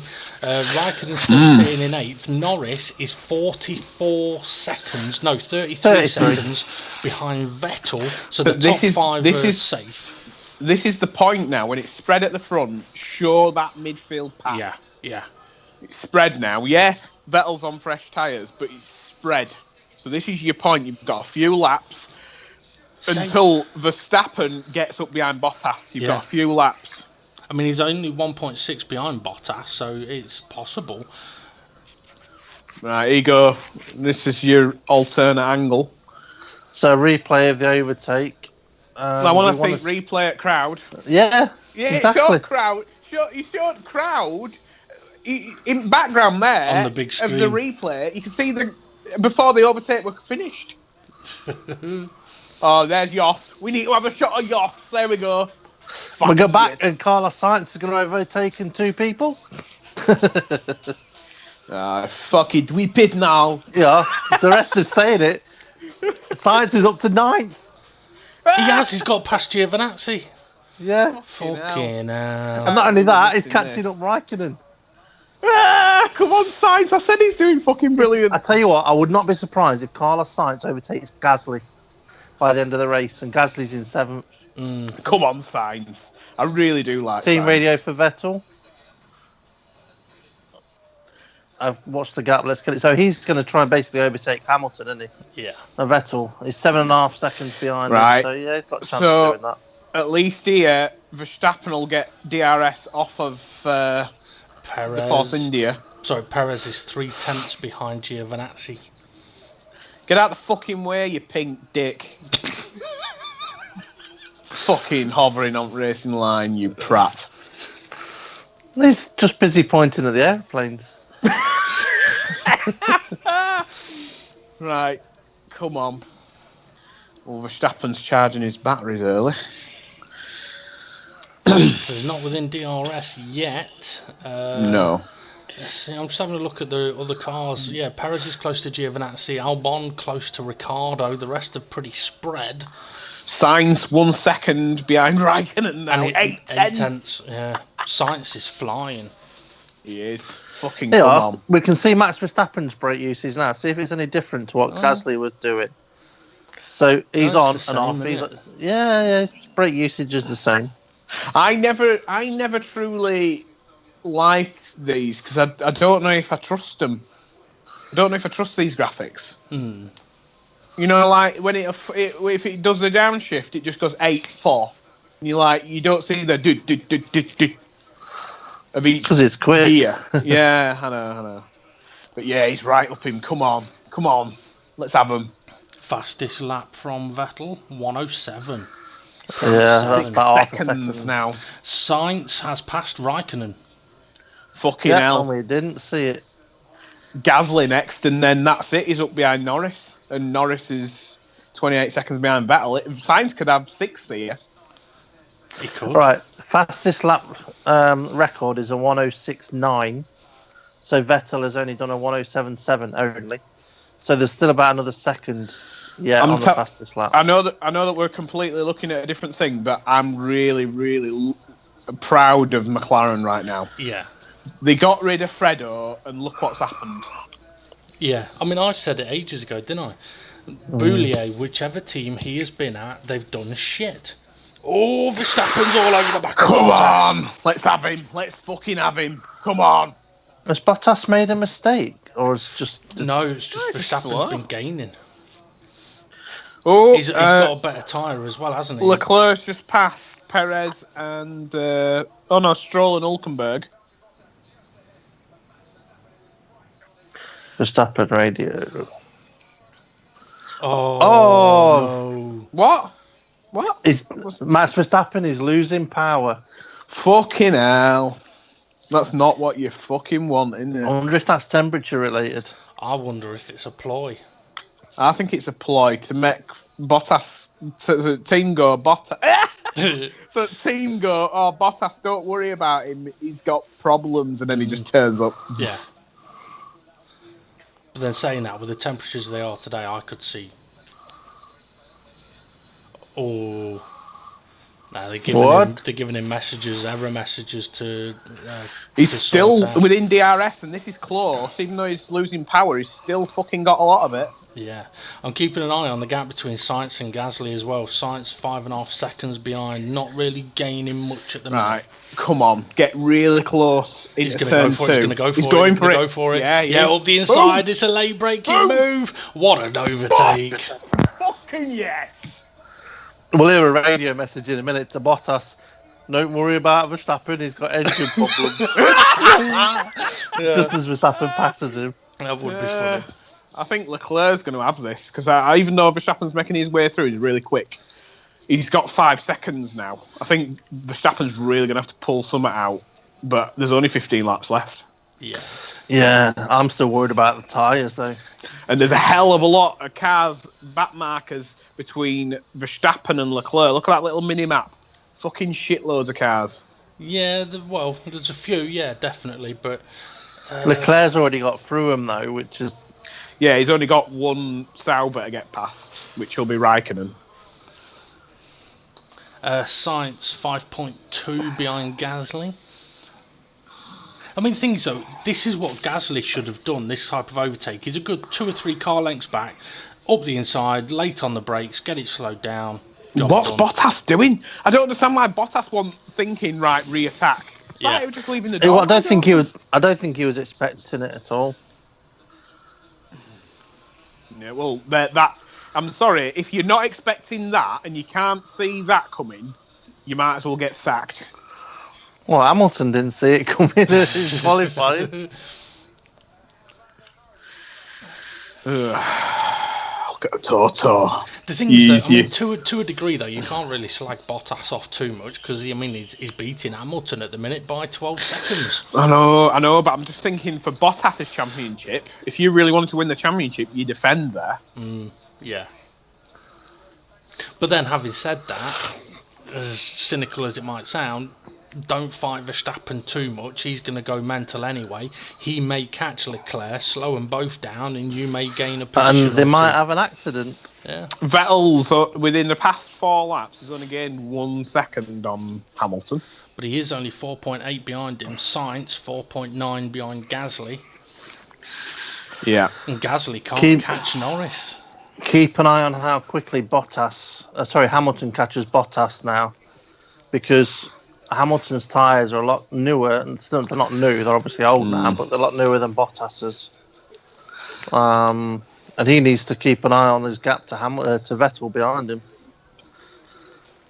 Right. So there's Leclerc, and his gap is 5 seconds now. So it's still holding, but it's got a bit of fresh air in front of him. Gasly's losing time to Norris. Yeah, it doesn't surprise me. It's fucking shit. I mean, how can Verstappen be pushing and going for the lead, yet Gasly's struggling to overtake Norris? That's what I mean. Yeah. I'm sorry.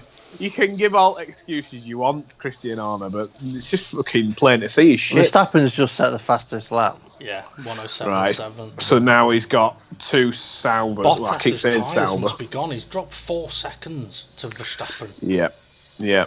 4.6. He's took 0.4 of Verstappen, really. He's found summit. Oh, Alfa Romeo battle here ahead of Verstappen. So blue flags. Is Giovinazzi going to back out anytime soon? Yeah. So he's got past him. Just got Raikkonen. Where's Leclerc? He's in Austria racing a Formula 1 car. Oh, so he's not too far. Got to say, Verstappen, not too far in front of Verstappen now. No. When you, I think on a normal racetrack, if you see 5 seconds, you go, that's a bit of a fair distance. That's the thing around here. If your tyres start going, you lose. Yeah, it's nothing. Time. Yeah. So Leclerc's just going into turn 1 now. Yeah. So he's not that far ahead. I was going to say as well that Hülkenberg is within a second of Perez, but not only that, Magnussen is still behind George Russell. I think Raikkonen's getting out of the way now for Verstappen. Yeah. So 4.5. Yeah. There's only 11 laps left. Do you know what, right? That's Raikkonen. Yeah, just of what Karun Chandok's saying now. Basically, Gasly is going to get lapped by Max Verstappen. Fucking hell, yeah. That's... If there's not a problem with his car, I can't see him being there at the next race. There's only 4 seconds between Raikkonen and Gasly, yeah? No. Yeah. Sainz... Oh, 11. It's 11 seconds. 11 seconds. So basically, Verstappen is that distance behind Gasly now. Yeah. So there's Lando. No, that was Sainz. Oh, that's Sainz? Yeah. Right. Yeah, and Gasly's only 1.7... No, sorry, 3.7 up the road from him. So yeah, he's just exiting turn... Yeah, you can see on mini-map now. You can see how close it is there with blue dot. He's just halfway on turn... on towards, just braking for turn 3. 4, 5, 6. It's even got a number next to it, James. Oh, fucking hell. Whoever come up with that turn 2, fuck off. That's not even a turn. I agree with you, but like I say, it's because of the motorbikes. Because when motorbikes are racing here, that becomes a turn. Well, not becomes a turn. Because they have to lean it the other way. Yeah, on a motorbike, it is a turn. Right, so we've got 10 laps left. I've got to say, this has been a thoroughly enjoyable Grand Prix so far. Not the most amazing race I've ever seen. Company's not been great, but yeah. Could have been better. Could have brought some more snacks, Steve. You could have made some. I think we need. I'm going to tell Vicky on you. I think no. I'm saving some of them. I'm taking them back for a. He blows my head off. 3.9. So he's closing. So 9 laps to go. I think we need some decals for side of Steve's car, like some cookies and biscuits and stuff for next race. No, we don't. Just to let you know, guys, Sainz is only 2.8 behind Gasly. I've got a feeling, right, that Sainz is going to tuck in behind Verstappen. Yeah, and overtake Gasly. Or maybe even Leclerc, because there is Leclerc. could tuck him behind Leclerc and do it then. Thing is, though, Verstappen has gained a second on Leclerc. Right, so here we go. I think Sainz is going to be getting out of the way anytime now. He's got to, hasn't he? He's got to, yeah, there we go. And well done, Sainz. Goes off the racing line to let a car. Exactly. I fucking hate cars that slow down on the racing like line. Perez. Yeah. Like fucking Perez. Where is he, though? Where is he? Perez? Oh, he's... no, where's Sainz? Oh, Sainz? Where's he gone? He lost a lot of time. Sainz is behind Gasly. Yeah, but 6 seconds behind now, not 2.8. Yeah, it's just... What's happened to him? It's because he went on the dirty bit of the track, innit? Oh, fucking hell, and he's having to let Verstappen through now. This has really ruined his race. Maybe. Because if you're at Red Bull, do you say to Gasly, look, we know you're shit, mate, but can you try and keep Leclerc behind you for a couple of blue flags? Is that... fucking hell! That was Magnussen. They were locking up and nearly wiping out Leclerc. Would that second time of being lapped? Yes. Will be, won't it? Fucking hell. Yeah. Well, like shit. I say, you are shit. Russell is 6 seconds ahead of Magnussen. And okay, Magnussen has had a... And how far behind Magnussen is Kubica? Fucking hell. That's what I mean. 57 seconds. No offence, he should not be in the car. I know we've been banging on about... well, that's pretty much same, isn't it? Here we go. Well, when you think about it, all right, Kubica's going to get lapped by Russell. Fucking hell, yeah. I mean, Kubica did do an extra pit stop, but it's right. It's 2.5 the gap now. It's really coming down. This is on for the race lead. That it is. Okay, Sainz. Oh, fucking hell, yeah. Sainz has lost so much time in the... Fucking hell. 7 seconds. Well, he's 8.8 behind Gasly. Right, we need to see whether Leclerc... Is he past Gasly yet, or is he closing? Yes, I think he is. He's ahead of him already. No, he's not. Oh, no, there he is. Right, so yeah, Gasly's got a Williams of Russell. Oh, is that Kubica? I don't know. I think it's Kubica. I don't know. I think it's Kubica. But yeah, if you're Red Bull, I mean, what is it? 3 waved blue flags before you get a penalty. So it could hold him up for a bit. Yeah. I think Sainz had a problem and went off the track. I know he went on the dirty side of the grid to let Leclerc through, but I think he must have had a problem to lose that much time. Yeah. So we're thinking, where is he? You'd expect him just to tuck in behind Leclerc, way up. That's Russell. Right. That's Russell getting out of the way. Yeah. Well, fucking up and getting out of the way, but there we go. So now, what's the gap? He went 1 second quicker. He went 1 second quicker on the previous lap, 1.7. Fucking hell, you know what? He only needs... Okay, if Gasly, right, holds up Leclerc enough for Verstappen to win, he can keep his job until after the next race. I'd still sack him, because I want Leclerc to win.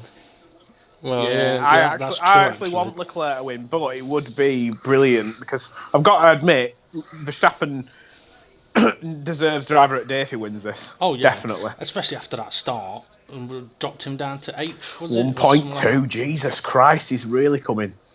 Yeah, there's only 6 laps to go. Right, Leclerc, if you want to win this, we're going to get some of them crazy skills from GP2 out at box. What's the chances? Verstappen goes for the overtake, results in carnage. Leclerc and Verstappen out of the race. Bottas comes through to win, and it's another 1-2 for Mercedes. 1.4 the gap between Vettel and Hamilton now. Ooh. Yeah, but Hamilton is only 6 seconds behind Bottas, which was 11.5 when I said keep an eye on that gap. Yeah, Bottas is fucking falling off the cliff. And when did Verstappen pit? We missed it. We were busy talking about it, but it wasn't that long. It were about the time of Hamilton, wasn't it? Just after Hamilton. About 2 laps after. But yeah, Leclerc, fucking hell, mate. I'd start crying about now. 0.8 tenths. And Gasly's not moved yet. He has just there. Fucking hell, lapped. See, well done, mate. That's where Gasly should have held him up in those 2 corners. 6 tenths. I think he might have done. Well, he didn't in the Five in the tenths. final 2 corners. He was out of the way Fucking before. hell, here we go, lads. 5 laps to go, and he's on him. The thing is, even if Verstappen gets past him, I could see Leclerc having the opportunity to come back at him, but Fucking hell, here we he's go. going for it. He's going to go for it. Oh, come on, Well, at least get Leclerc's gone defensive. Yeah, exactly. Use his brain. Park it on the apex. Nicely done. Boom. Do you notice that James did a Crofty? He goes, here we go. No, he doesn't. Oh, He's covering the inside. Defending. Yeah, he's gonna. Yeah, at least. He's gone deep. He's gone deep. He's had a twitch though. Right, come on. Here we go. Hang on, is he going to chuck it up the inside? He did this to Raikkonen last year. No. Only because Raikkonen opened up the gap, though. Right, the more and more time he spends fanning about, the more and more time the tyres are going to go over the cliff. He needs to just fucking do it. Yeah. Vettel is near enough within 1 second of Hamilton. Yeah, 9 tenths. Yeah. Right, here we go. Come on, lad. And there's Lando. Come on. Right, we need. I know. I really want Leclerc to win the race, but Verstappen's putting on a show here, and I like a showman. Yeah. The thing is Leclerc going to... No, he's not going to get DRS off the car ahead unless he gets No, close into... he needs to go defensive. He's going going for it. He's going for it. Side. That's a late move, but he's going for it. Go on, kid. What a move, but he's got to leave room. Leclerc's got the power. Oh, look at this. Fucking yes. DRS. He's managed to get back in Fucking front. brilliant. This is racing. This is racing. On the brakes. Don't go deep, Leclerc. Brilliant there. Even though Verstappen had the DRS, Leclerc was able to outpower him. There. Yeah, I did say if Verstappen comes past him, Leclerc may be able to come back. Fucking. Yeah. I mean, okay, he hasn't brilliant. stayed ahead, but they're still cheering because it's a race. Yeah, of course. But at least they showed it after the overtake. Yeah. They must be listening to us, Mr. Oh, the Williams getting in the way. Oh. That might Verstappen there. It has. That's opened up the gap a bit, but he's still got a couple of laps. Yeah. Vettel was getting closer to Hamilton. He was within 7 tenths, but he's gone. It's now 1. 1.1. Vettel's dropped off. Right, Verstappen's on him again. Here we go again. I think he's going to have to go. Well, he knows if he does the same again, he's too tight on the apex. Oh, he's going for it again up the inside. We've got to leave room. Go on, hit him for the goal. Yeah, contact. That's. He's got to leave room for a car. You can't force somebody off like that. I'd give him a penalty for that. I would. You got to leave room. He was there. Oh, that's fucking disgusting. Come on, Leclerc. Come back at him and fucking force him into gravel. Oh, Leclerc nearly lost it on the curb. Yeah, so coming around turn 2, Verstappen went up the inside, but on the exit of the corner, Verstappen's basically run Leclerc out of road over the curb, lost in time. I could see that being a penalty after penalties we've seen recently. Exactly. Because at the end of the day, I know in our racing league, we always say leave a car's width. But right there, I'm sorry. Oh, he's opened up the wheel. He let go of the wheel in order because he knew that Leclerc had the power. Wait. He turned it on me. What are you on about? Who are you, Rosberg? There's a fucking corner there. He's got to turn for the corner. He turned it on me! You retard! I'm sorry. How can Verstappen say he turned in on me? Yeah, I'm sorry. That Verstappen's well out of order there. Yeah, I think there should be bang. Yeah, fuck you. Fuck off. Who are you, you ugly bastard? You're right. What I would say there, straight out of the box. What the hell's going on here? What the hell? Vettel's on Hamilton. Oh, right, okay. I was thinking we're on the penultimate lap, by the way. Right, Hamilton, This right, plus here we one go. more. Let's see Hamilton's skills now with these older tyres. Oh, no chance. Can't do it. Tyres are fucked. No chance. Well, And Bottas is next. He's going to be done. No, I think he's too far away. I think, Vettel's tyres are much, much newer and are the softest compound. But I won't be surprised. I think within the next minute, we're going to be getting that It's notification. only 2 seconds. Yeah, there'll definitely be calls saying, get out of the way to that Alpha of Giovinazzi. Be like, get out of the fucking way. Is it going to be investigated, though? Is Verstappen Leclerc going to be investigated? It needs to be. It needs to be investigated because I'm sorry, you cannot go around doing that. That's just...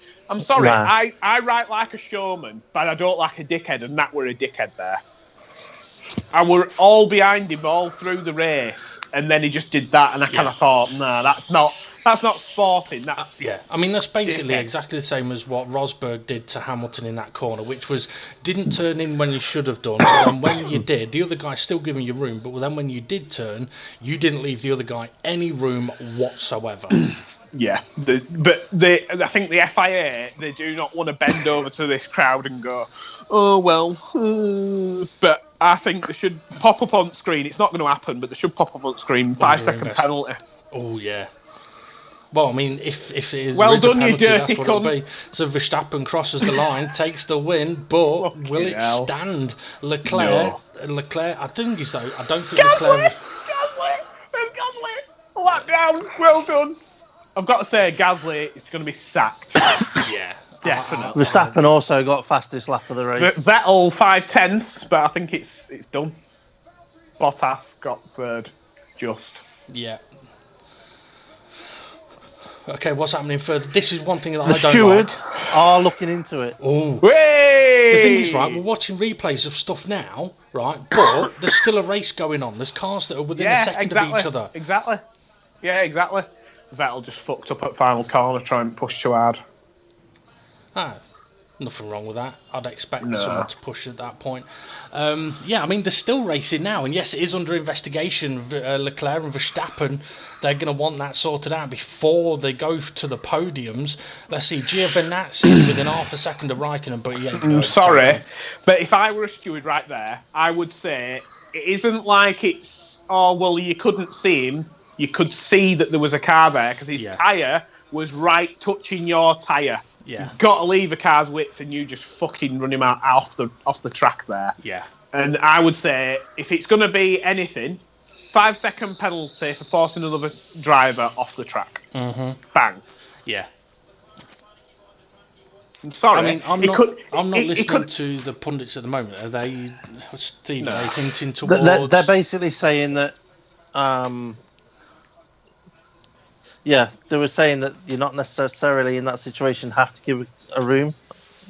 But he did have his car well up alongside, but because he was the car being overtaken, it's like, in a way, you've been overtaken, so you should yield. The thing if is, you were overtaken... That's not racing. Oh, well, because so if that was written in the rules, that if you're being overtaken, you should just disappear. Well, no, what it is, in the rules, because I mentioned this a few podcasts ago, in the rules, it says something about that when you are overtaken and you make the apex, you are then allowed to run towards the exit curb. Well, he didn't make the apex. But providing there's a car not alongside you. There was a car... No, you're allowed... No, I will find the correct wording at some point, James, and send it to you, because I don't want to misquote it. Sure, that's nice. Yeah. The thing is, what I would say is, if he doesn't get a penalty, then people will question why Vettel got a penalty. But that was different because Vettel left the track and rejoined the track. You know, if I were Leclerc, I'd go over right now as he's cheering. As soon as he swap gets the back, number 1 and 2. No, just fucking go swap the 1 and 2, and then just fucking twat him one. Like, you dirty bastard. Let's fight it out for win.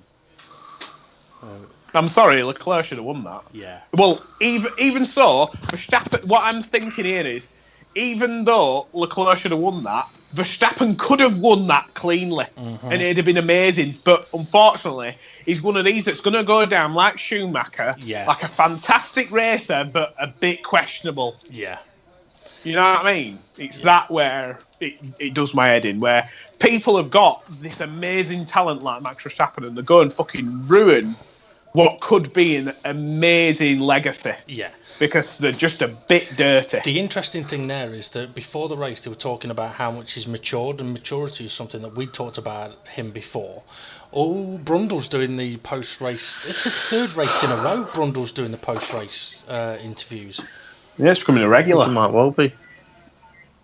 Well, I don't know if he is going to be a regular, but he's definitely. I might just have to turn this up so I can hear what Brundle has to say. You might have to mute your microphone a second. Yeah.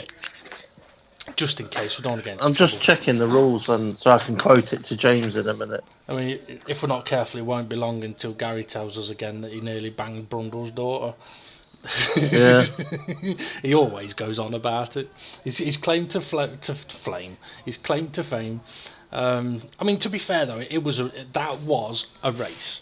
Yeah. I mean, you compare that to France. France was fucking shite. This race was exciting. There was always something happening somewhere. He's just basically telling. Verstappen's basically just said that was hard racing. Basically, it's racing. Otherwise, we might as well stay home. If that's not allowed, then what's the point in being in Formula One? Is basically what he's saying. But that's no excuse because here we go. Let's listen.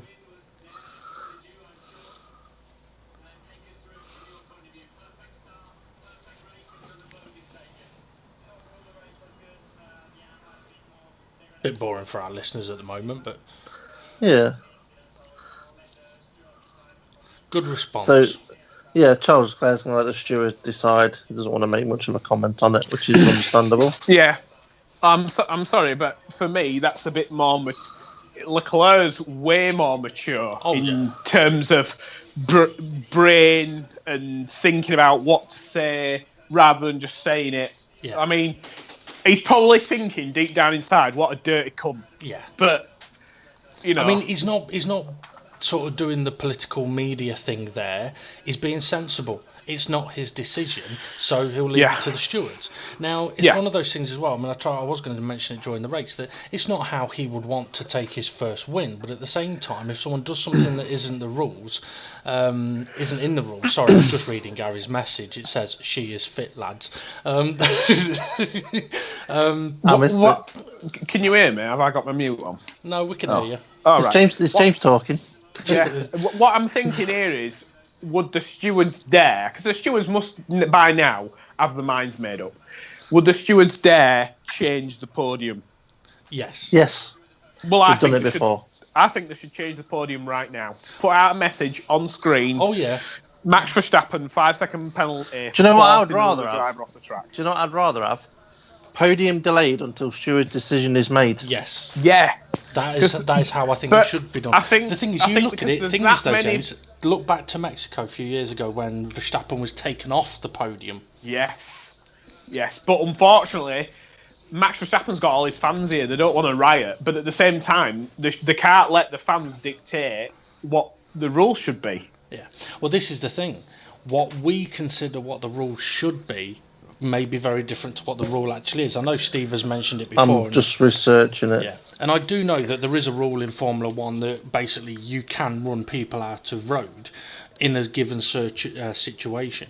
I do not like that rule. I do not appreciate it at all. I could understand it. You know, if Leclerc were just a little bit further back and his front wheel was almost near where Verstappen's rear wheel was, I could understand it.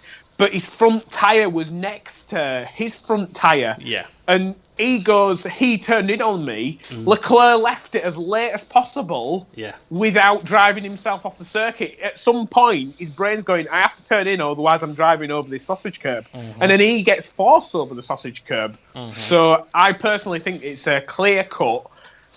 I know that there's that rule that Steve's talking about, but in terms of racing etiquette and what you want for generations to come, that battle could have continued down to the next corner, but it didn't. Yeah. Because Verstappen forced him over a sausage curb. And why did Verstappen do that? Because on the previous lap, when he wanted to win. But on the previous lap when he tried to overtake, he'd been outpowered. He'd been outpowered when he had DRS. And to be fair, I think Leclerc did the right thing in that he positioned his car in such a way that kind of left the door open a bit, which puts Verstappen under pressure to make the corner.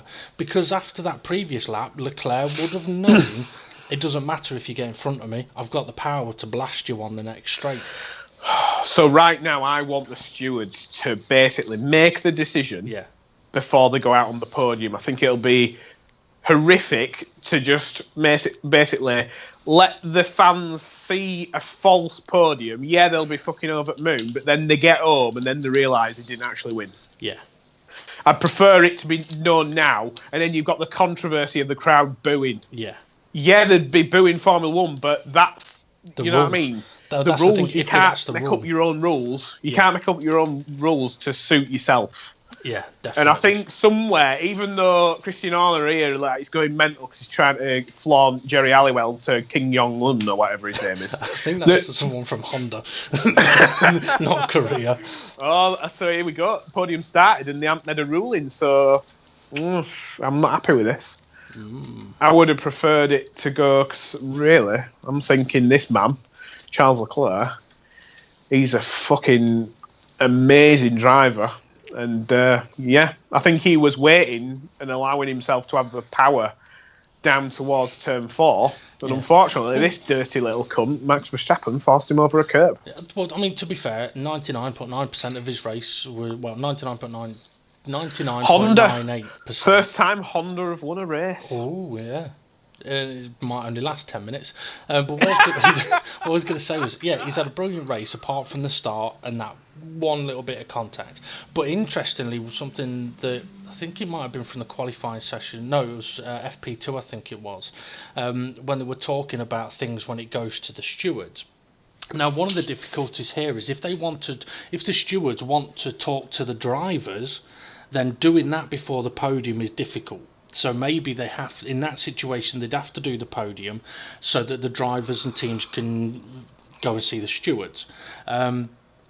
So what they were saying on the commentary, though, the other day was that sometimes they need to speak to the drivers because, for example, the incident with Raikkonen and Ricciardo in France, where Ricciardo was almost at the apex of a corner as Raikkonen was going into the Le Beausier or something like that after the flat-out right-hander.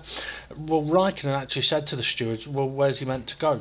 He didn't do anything wrong. Yeah, his car was there, but he had nowhere else to go. So I ain't got a problem with what he did. So they didn't take any action.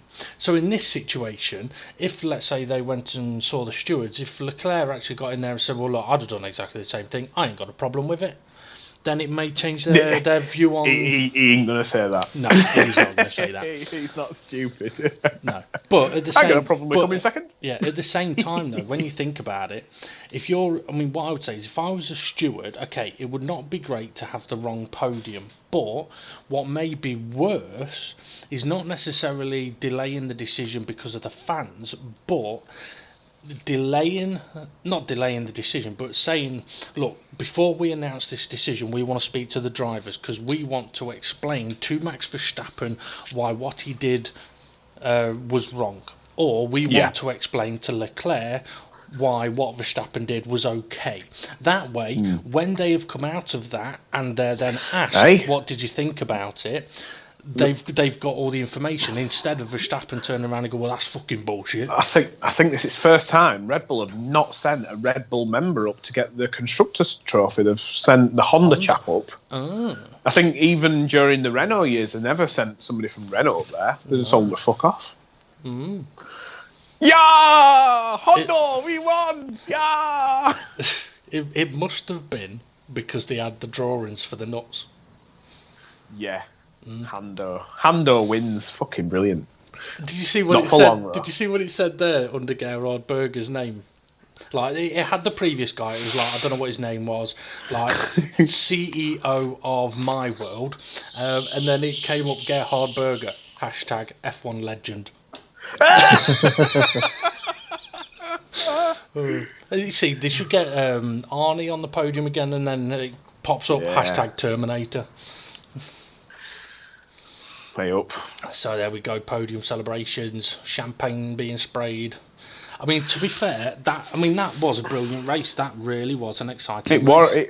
It were a fab race, but as well, F1 thrives on controversy. Oh yeah. And when you've got something like that, which is a bit controversial, I'm feeling a bit sorry for Leclerc, but I've got to say he isn't doing what Vettel would do, where he's throwing his toys out pram. Yeah. He's just taking it and thinking, well, I know I probably did the best, and he's probably the thing for me is if I were a racing driver, I know a lot of racing drivers are wired different, but if I were a racing driver and I just won like that, I'd not be feeling truly satisfied with that win. Mm-hmm. That's just me. Whereas I think a lot of other people, they can do something a bit dodgy and just justify it and be like, oh, well. Hang on a minute. Didn't you do pretty much exactly the same thing to me on Thursday? You mean? Did I do it to you? A little mistake. You forced me off the track and then you went on to win the race. No. Well, it didn't put you, like, you know what I mean? If you'd have ended up going off on the grass and being out of it, I'd have pulled over. But I didn't. Even at the time, I didn't even know that I'd done that to you. I didn't realise you were that close. But hey, what a picture there at British Grand Prix, where it was still being built rather than a modern photo. No, I think that's current. I think that's a current. Why is it all brown? That is a good question. Probably because. Oh my God! What the fuck is he wearing? Oh, fucking hell. He's a fucking retard. I swear to God, Simon Lazenby. Well, you know what? I know why he's wearing them, because. Did you hear about the bet he made? Yeah, well, that's the thing. He made a bet, didn't he, with Christian Horner, that if Red Bull win, he'll wear Lederhosen. Right, okay. Right, so that's pretty much it done and dusted, unless something else happens. Well, we've still got to wait for the decision, haven't we? Well, we might have to stay live for that, but I mean, I'm looking at it again. Let's have a little look at it, yeah. I mean, all fine's up to this point, but it's that bit there. Right, okay, James. But that's the first one where he's pretty much been outpowered. Mm-hmm. So that's in his memory of, I can't let him outpower me. And I think that's what forces him the next time round to go, right, you're off this time. But all right, here's some part of the ruling that's important.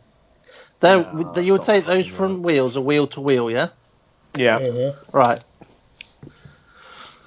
The guiding principle is that the driver on the outside should be at least level, front axle in line with front axle, and he is, with the driver on the inside to have a claim to the racing line on the corner exit. Yep. So he has that. He has that in his pocket. So he should if he's James, got wheel, slow down, because I think you're misinterpreting what Steve's saying. Say that again, Steve. If he's wheel to wheel, basically level. Yeah. All right. On corner exit. Yeah. Which he is. He is then entitled to the racing line. Who? Yeah. Who? Hang on. Right, the guy on the outside. No, the guy on the inside. This is what I'm saying. I think you're misunderstanding. The overtaker. The person overtaking. Right? Yeah. Right. So Max Verstappen. The guiding principle is that the driver on the outside should be at least level. Yeah, which is Leclerc.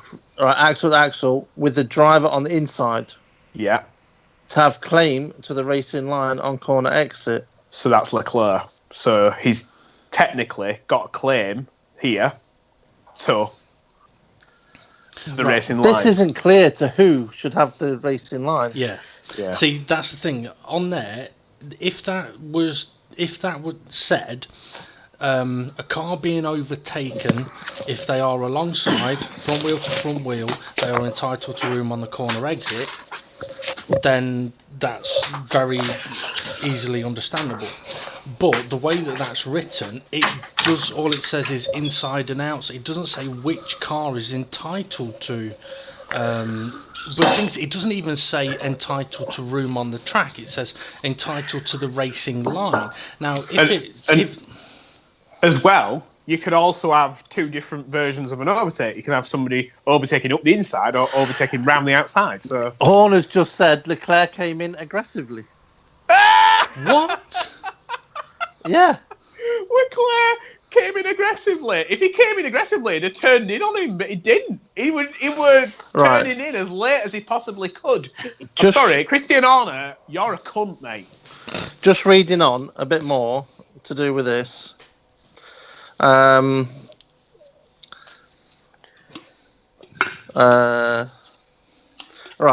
if the driver on the inside is behind at the corner exit, they must leave space to the driver on the outside.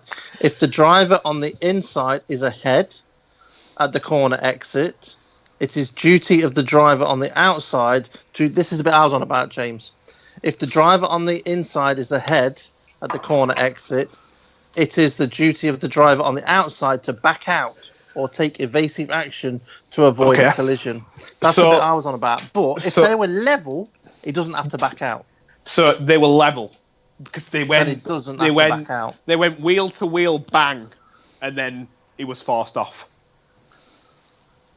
They were wheel to wheel when the hit came that forced him off the track. So therefore, in my eyes, yeah, they're both equally entitled to room. Well, entitled to room. Leclerc is entitled to room, and Verstappen has forced him off the track. Yeah, it's clear. If the driver on the inside is ahead, he is entitled and free to drift outside towards the exit curb on the exit of the corner,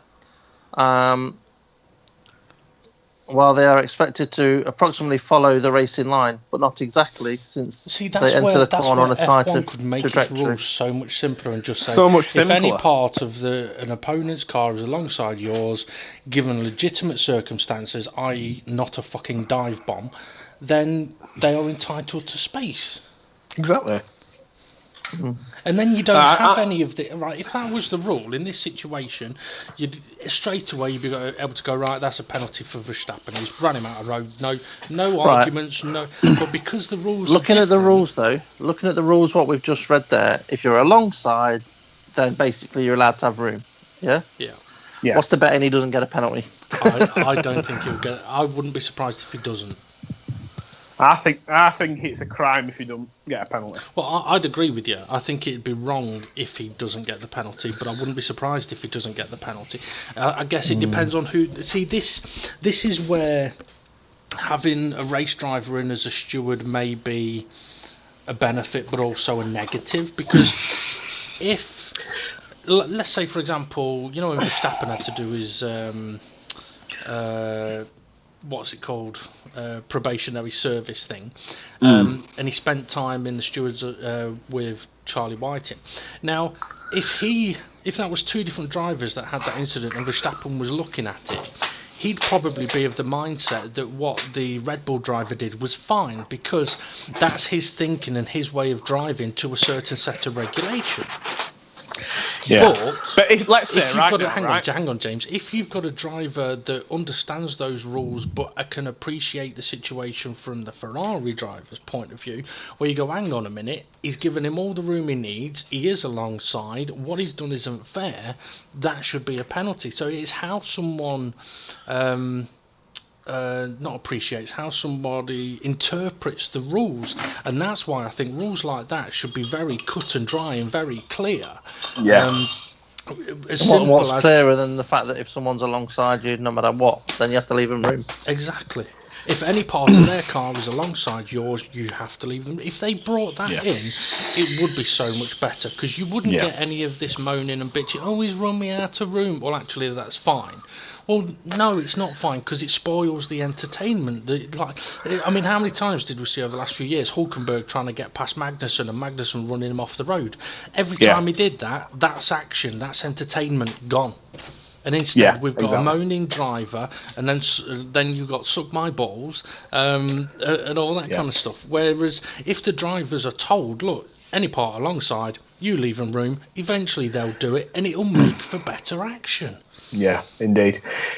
But let's say right now, taking putting your steward's hat on, Steve, you're a steward. I want your answer. Does Verstappen get a penalty from you? 5-second penalty, because that's the minimum penalty, because he didn't cause any damage. Okay. Right, Dave, steward's that on. Does Max Verstappen get a penalty from you? Not if Jerry Halliwell sucks me off. Right, that's not on the cards, mate. Then he's getting the penalty. Dave, that's not happening, so he's getting a penalty. Here we're getting in depth now. Steve, you listen to Mr. Director, the Scotsman. I can't understand what it says.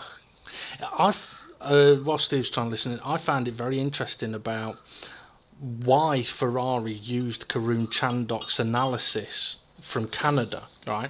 And it's because of Karun Chandhok's association. He's on a committee, an FIA committee, I think it is, or something like that.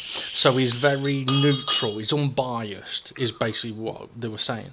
But also, I mean, you think about it, right? The situation at Canada, so many different interpretations of that situation, so many discussions, so many arguments. But if the rule was there that no matter what you have to leave space, okay, clear cut for me. Okay, we'll get into that in a second. Let me just finish what I'm saying. Yeah, if the rule was at any point of the car alongside you leave space, then there are no arguments with that Canada decision. It's a penalty. You ran him out of road and he had to hit the brakes. No arguments. See, if I were a steward and I put my steward's hat on, he'd be getting a penalty. And it'd be a 5-second penalty. Because, like what Steve said, he didn't cause damage, but he didn't leave room. Now, if he'd have left the car's width on the outside of the corner, because they were wheel to wheel, then therefore I would have said, right, okay, let's see how this plays out. But Max Verstappen knew how it was going to play out, and he knew he didn't have the power down towards turn 4, which was the reason why he did it. I can read that already. You know what? They're showing on the screen at the moment as they're turning right into the corner. Verstappen's looking left. He's looking at. Yeah, he's looking at him. Yeah. But there's a couple of things to take note of here. Verstappen had DRS on approach to the corner. Yeah, but he was not up alongside when they both went on the brakes. Yeah. He only got up alongside in the corner. But that's not any part of any rule. Well, depends on what. Right. Part of the rule. Max part of the Verstappen's rule. Gone in there too part deep. of the rule. Part of the rule says if you've got your wheels alongside going into the corner. At what point does the corner start? Is Max Verstappen behind going into the corner? We see some. Or is he alongside? He definitely wasn't ahead. You ask Anthony Davidson when a corner starts, and he'll tell you it's when you hit the brakes. It's at the braking point. So that is why I know from doing sim racing and stuff like that, it was a case of you should be alongside. Right, basically, if you are not alongside at the braking point, then when it gets to the apex, you haven't really got any claim to road because you're not alongside at the braking point. So any late braking moves are at the driver's risk, right? So if you go for a late braking move and the car that you're overtaking turns in for the apex, it ain't his fault, it's yours. Because at that last possible point of the driver having a look at where you are, like, they haven't got the opportunity then to give you space. You don't deserve space. But we're all in agreement. Oh, Martin's just said, I can't see any way you could give a penalty for that. Yeah, but that's because he's got a shitload of Max Verstappen fans behind that fence, and the stewards are trying to hold them back. Yeah. Well, this is the interesting thing, though, right? Brundle said the Vettel Hamilton one shouldn't have been a penalty, so he's kind of going down the same route here. And in a way, he's grown up with you can force drivers off towards Leclerc. What's he saying then? Is he going to say anything? I mean, we've not seen anything pop up on the screen, have we, about whether it's a penalty or...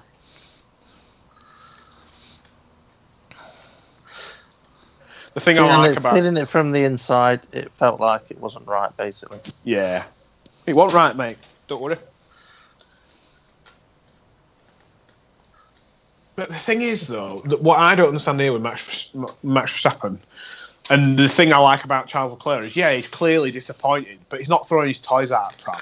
He's not. It basically just says at the time it didn't feel fair, didn't feel right. Yeah.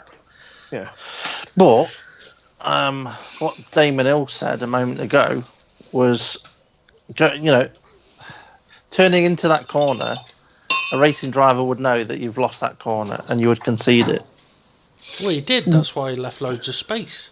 That's where he left tons of space. That's why he left tons of space and literally turned in at the last possible moment he could in order to turn for the corner.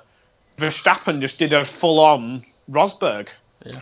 Well, the thing is, I mean, I see it as Leclerc as well. He turned in at the last possible point, saw Verstappen was still coming wider, and turned out of it, then went all the way to the edge of the track. The rest was saying a moment ago when I said, it's clear-cut to me.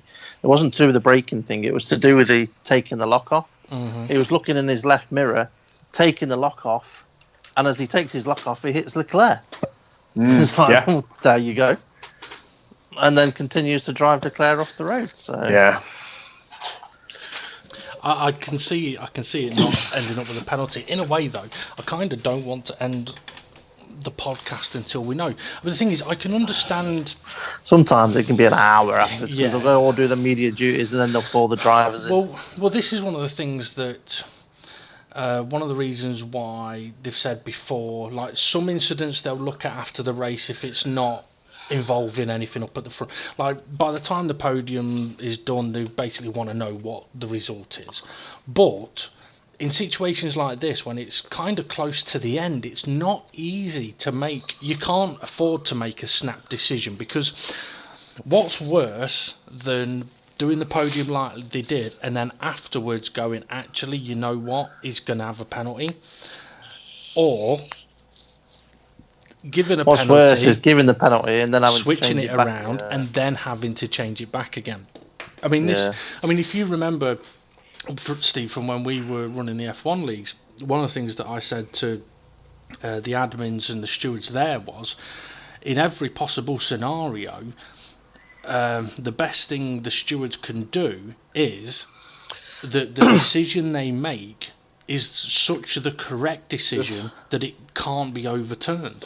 The thing I'm looking at there is, as well, I'm seeing it more and more the more I watch that replay. You look at Verstappen's on board. As he's looking at Leclerc, he's not looking at the apex. He doesn't turn every single time. Verstappen turned in and hit that apex. He drives past the apex, then turns in. Yeah, that's a clear thing for me, which is saying you're going off the road. Well, the thing is, I mean, you can do that up to that point where you sort of run the driver sort of towards the edge of the track, but then you still have to leave them room. Steve, what's Harry Potter saying about this? Martin Brundle said to him that he feels it's just racing, and that Max Verstappen has said that, basically told him that Max Verstappen said if we're not allowed to do that, we should all go home. And he basically frowned at that point and said, well, if we did allow the drivers to just do what they want to do and not go to the stewards and, let them just race, as what they've basically been saying, like what Vettel said previously, is just let them race, then we're going to have situations like this with that are just going to get progressively worse. Yeah. And, we want to see racing. And Martin Brundle said back to him, well, all we'll see then, though, if the stewards clamp down on everything, is overtakes in DRS on straights. The thing is... And Bonotto just basically went, yeah. Well, the thing is, for me, though, is... I agree with part of what Brundle said. You don't want the stewards clamping down on everything. No, you don't. But at the same time, situations like what Verstappen has done there, right, has spoiled the show. And that is the most important thing. The show. Because without a show, there is no money. Without any money, there is no teams. So, I mean, we found it with the F1 Racing Leagues Online, that when we brought that rule in that we mentioned, all of a sudden, instead of it being an easy overtake with DRS or someone just chucking it into a corner, all of a sudden you ended up with wheel-to-wheel battles because people couldn't force others off the road. And it got to a point, it didn't take long, where if somebody did do that, the driver that was forced off the road would complain, even if they used to do it themselves. And it just makes so much better racing. I mean, you think back to the famous Alonso radio shout that he made. All the time, you have to leave a racing car room. He's not Japanese, I know, but... GP2 engine. GP2 engine, just one race. I tell you what, the fucking Ando engine fucking works, doesn't it?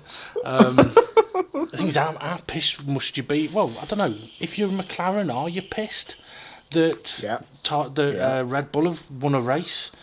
Well, no, I don't think you would be, because basically what you do is you go, well, by taking that engine out and putting in a Renault, they found that they themselves have got issues. True. And they would not have found them issues if they'd have stuck with Honda. True. Good point. I suppose, yeah.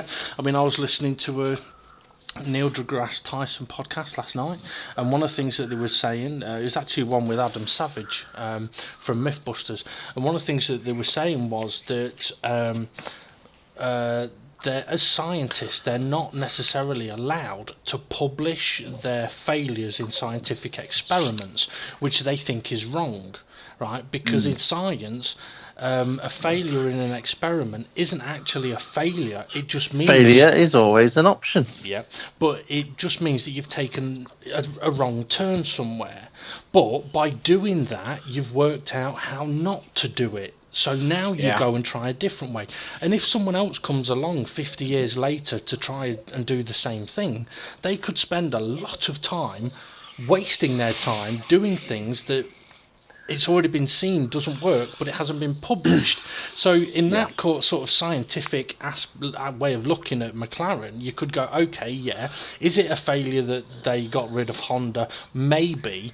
But actually it just showed them to go down a different path that let them find out that they have got other problems, as you said, Steve. And to be fair, a bit like Sauber last year or the year before, where they came out of nothing, McLaren, they are finally showing that they're a racing team again. Yeah, they didn't get lapped, did they? No, Sainz did. Sainz did, but Norris didn't. No. So that's progress. Yeah.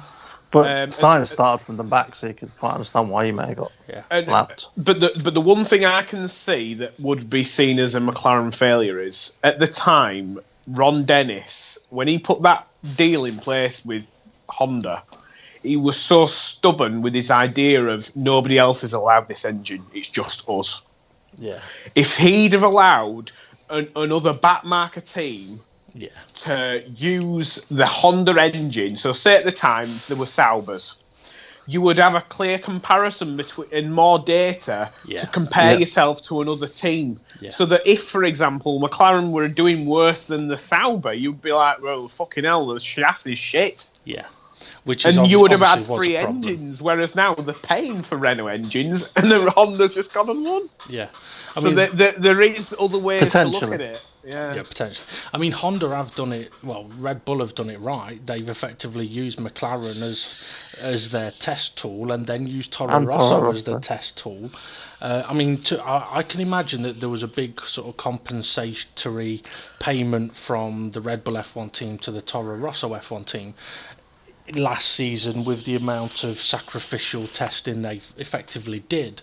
But you'd have to say, if Verstappen keeps that win, it was all worth it, and it was the right thing to do. Well, basically, that payment would just come through. Well, it's sponsored by Toro Rosso. Sorry, by Red Bull. Yeah. So it's just go for, while you're testing this Honda engine for us, we'll just give you double the amount of what we normally would. Yeah. Or whatever. Simple as that. Yeah. I mean, yeah. Either way, I mean, something I was going to pick up on, actually. You said earlier, James, that Formula One does thrive off controversy, right? And yes, it does. Okay, so it does thrive off this a little bit.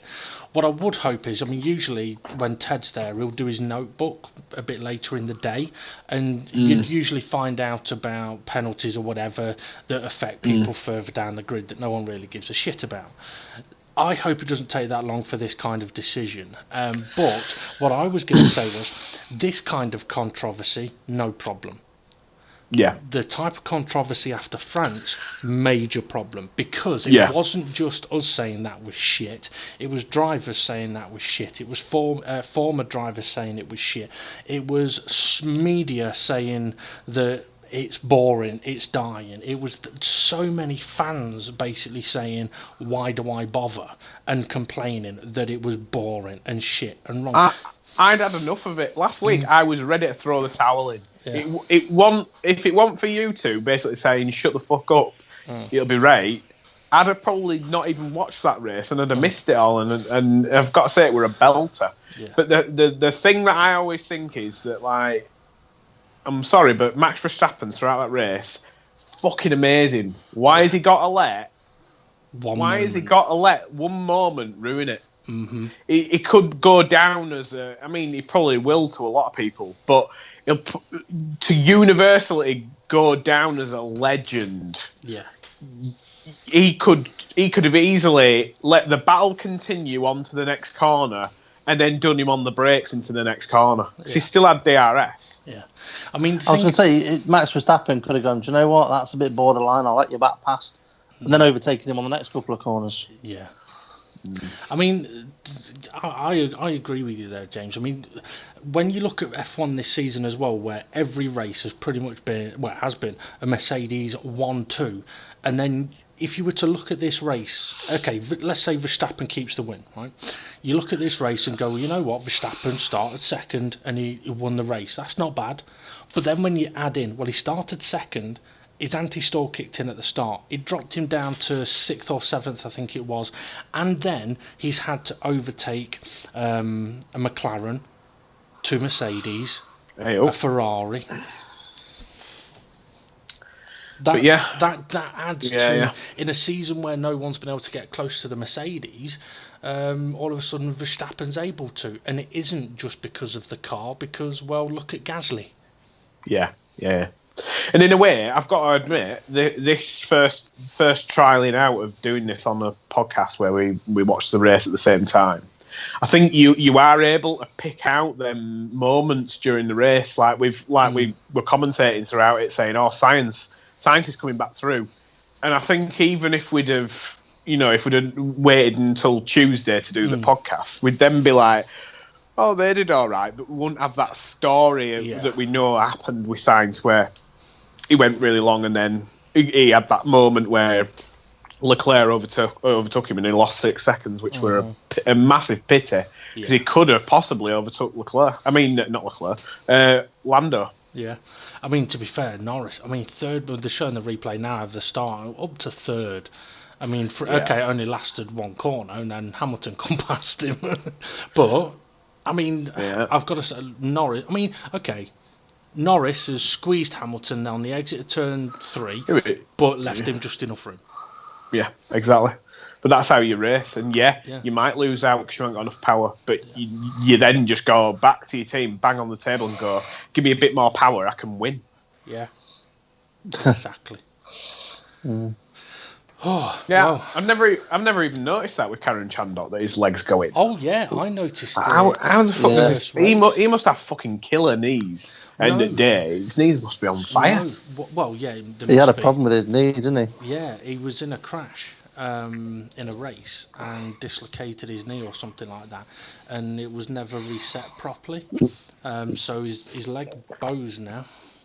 So I noticed it on the first race that he was at. I was like, hey, what's up with his legs?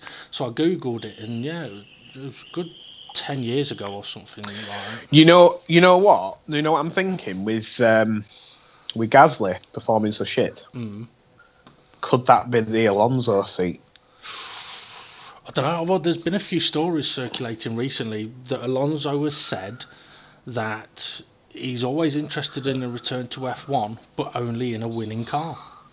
And that's just proved it's just won. Yeah, the Red Bull has just won a race. Now, what about if right now on the door Alonso's ringing the Red Bull office, Christian Horner's room, right? He answers the phone. He goes, "Hello." He goes, "Hey, I don't know how he speaks, but he's like, hey, you just won the race. How much would you pay for a 1-2?" And then he's like, "Yeah, good call, because we've got another driver who's fucking." But then he'll have Honda a GP2 engine again. Yeah, well, they that is a controversy. That is a problem for Alonso. Honda might have something to say. Honda do not want to be affiliated with Alonso. Now, did McLaren have a Honda engine in the Indy 500 qualifying? I think they did. No, it were a Chevrolet. Was it? Yeah, Yeah. it were a Chevrolet. With the year before, I had the Honda, Yeah. where it went bang a few laps from end. And in Le Mans, he's in a Toyota, isn't he? Yeah. So I can't see him ending up in Red Bull, but could he come into a Ferrari in place of Vettel? I'm sure Alonso, if he did enough sucking up to Honda. Just reminded me, James. I don't know if you heard about this. Toto Wolff has pleaded with not Gunter Steiner, Otmar. No. Yeah, Otmar. Renault. Renault. A beat bull. A beat bull. Sir, a beat bull. He's pleaded with him to be a gentleman, right, and to allow Ocon to race in Renault next season. Now, if Toto Wolff has asked the Renault to take Ocon to next season, surely that means he knows that there's going to be a seat available in Renault next season. Or as I said to Steve, means that either Bottas is staying in his seat or someone else is coming in to take it. Yeah, so From Renault. So it could be either Ricciardo or Hülkenberg could get the Bottas seat. I can't see it being Hülkenberg. No. But he's German, and it's a German team. Managed by an Austrian, who is being dubbed as based in England. Yeah. I saw that Toto Wolff was being dubbed as the next Jean Todt, basically. Ross Brawn. Jean Todt. It might have been the next Ross Brawn, like taking Ross Brawn's position or Jean Todt's position, but anyway, well, it doesn't look like we're going to be getting an answer on the penalty situation. We could always do a quick 10-minute like a 15-minute update with as reactions to whatever happens. The thing is, you know what'll happen, don't you? As soon as we'll we end go this off, podcast, I'll tell you what, right, Dave? Yeah. I'll tell you what, right? I'll sit here trying to take note of what's happening, right? But we need to go through our predictions. Oh, fucking hell, yeah, we could go through our predictions. So our predictions and I'll let you know if anything pops up. Something I was going to say, actually. I mean, obviously, this has been a first for us watching the race live, doing the podcast live, and it has been enjoyable to do it. I tell you what, this is the first time I'm not just switched off the TV after the race. You're not listening to it either. But... I'm not listening to a word that comes out of Simon Lazenby's mouth, because he shouldn't be being paid by Sky to do anything because he's dog shit. Yeah. They should have Will Buxton in his place. The problem is, Lazenby is embedded in there, isn't he? I don't know what it is that people... He must be sucking one of producers off or something. No comment. So what I was going to say was, obviously, it's a very different situation. So what happens on Tuesday? Nothing. I don't think because Silverstone is in 2 weeks' time. So if we want to do a pre-Silverstone podcast, that would be not this Tuesday, but the following Tuesday. Right. I've just noticed, Steve, you don't say Tuesday like I do. Tuesday. Tuesday. You say Tuesday. Tuesday. No, you said Tuesday. That's what it is, Tuesday. No, chew. What do you do with Tuesday. Your food? Chew it. Tuesday. Hang on. It's Tuesday. Hang on. Say that again, James. Tuesday. CH. Where's the H in Tuesday? CH. Tuesday. Yeah. I can't even TH. I can't explain Yorkshire. It's not. Do you understand why? Do you understand why I had learning difficulties? Because TU. the accent up here is different to why you spell. It's not even CU or TH. Hang on a minute. Have you guys seen the video of teachers in Africa doing the spelling lessons? No. Right, the teachers are at the blackboard and they've got a word written on the blackboard, right? The last one, right? The teacher, they're pointing at the letter and goes G, and all the kids go G, O, G, L,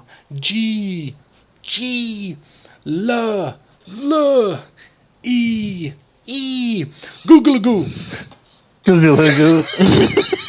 And then all the kids go, Google.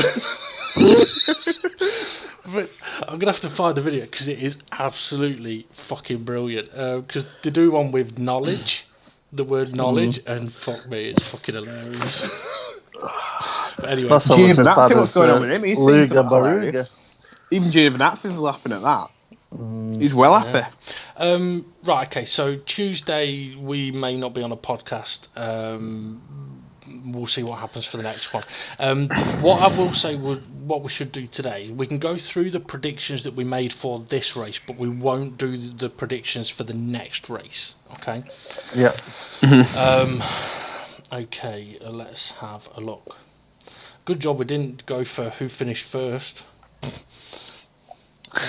Yeah, because if we had it done, I'd have got it wrong. Yeah. Bloody hell. Right, okay. Oh, I did watch a video this morning as well, and it was about how far Porsche were so close to joining F1, but because of a communication breakdown between the teams, the governing body, and Porsche, it led to Porsche saying, "Okay, well, we won't bother then." And all it was over with the MG UK. That's it. That's all it were over. What do you mean? All it was over?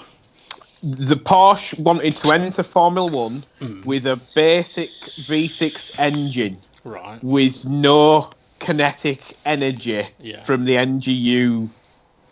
Oh no, they wanted to keep the NGU K, which is KERS, but they didn't want to have an MGU H, which means all the fucking weird power battery shite. Yeah, the H is hybrid, the K is kinetic.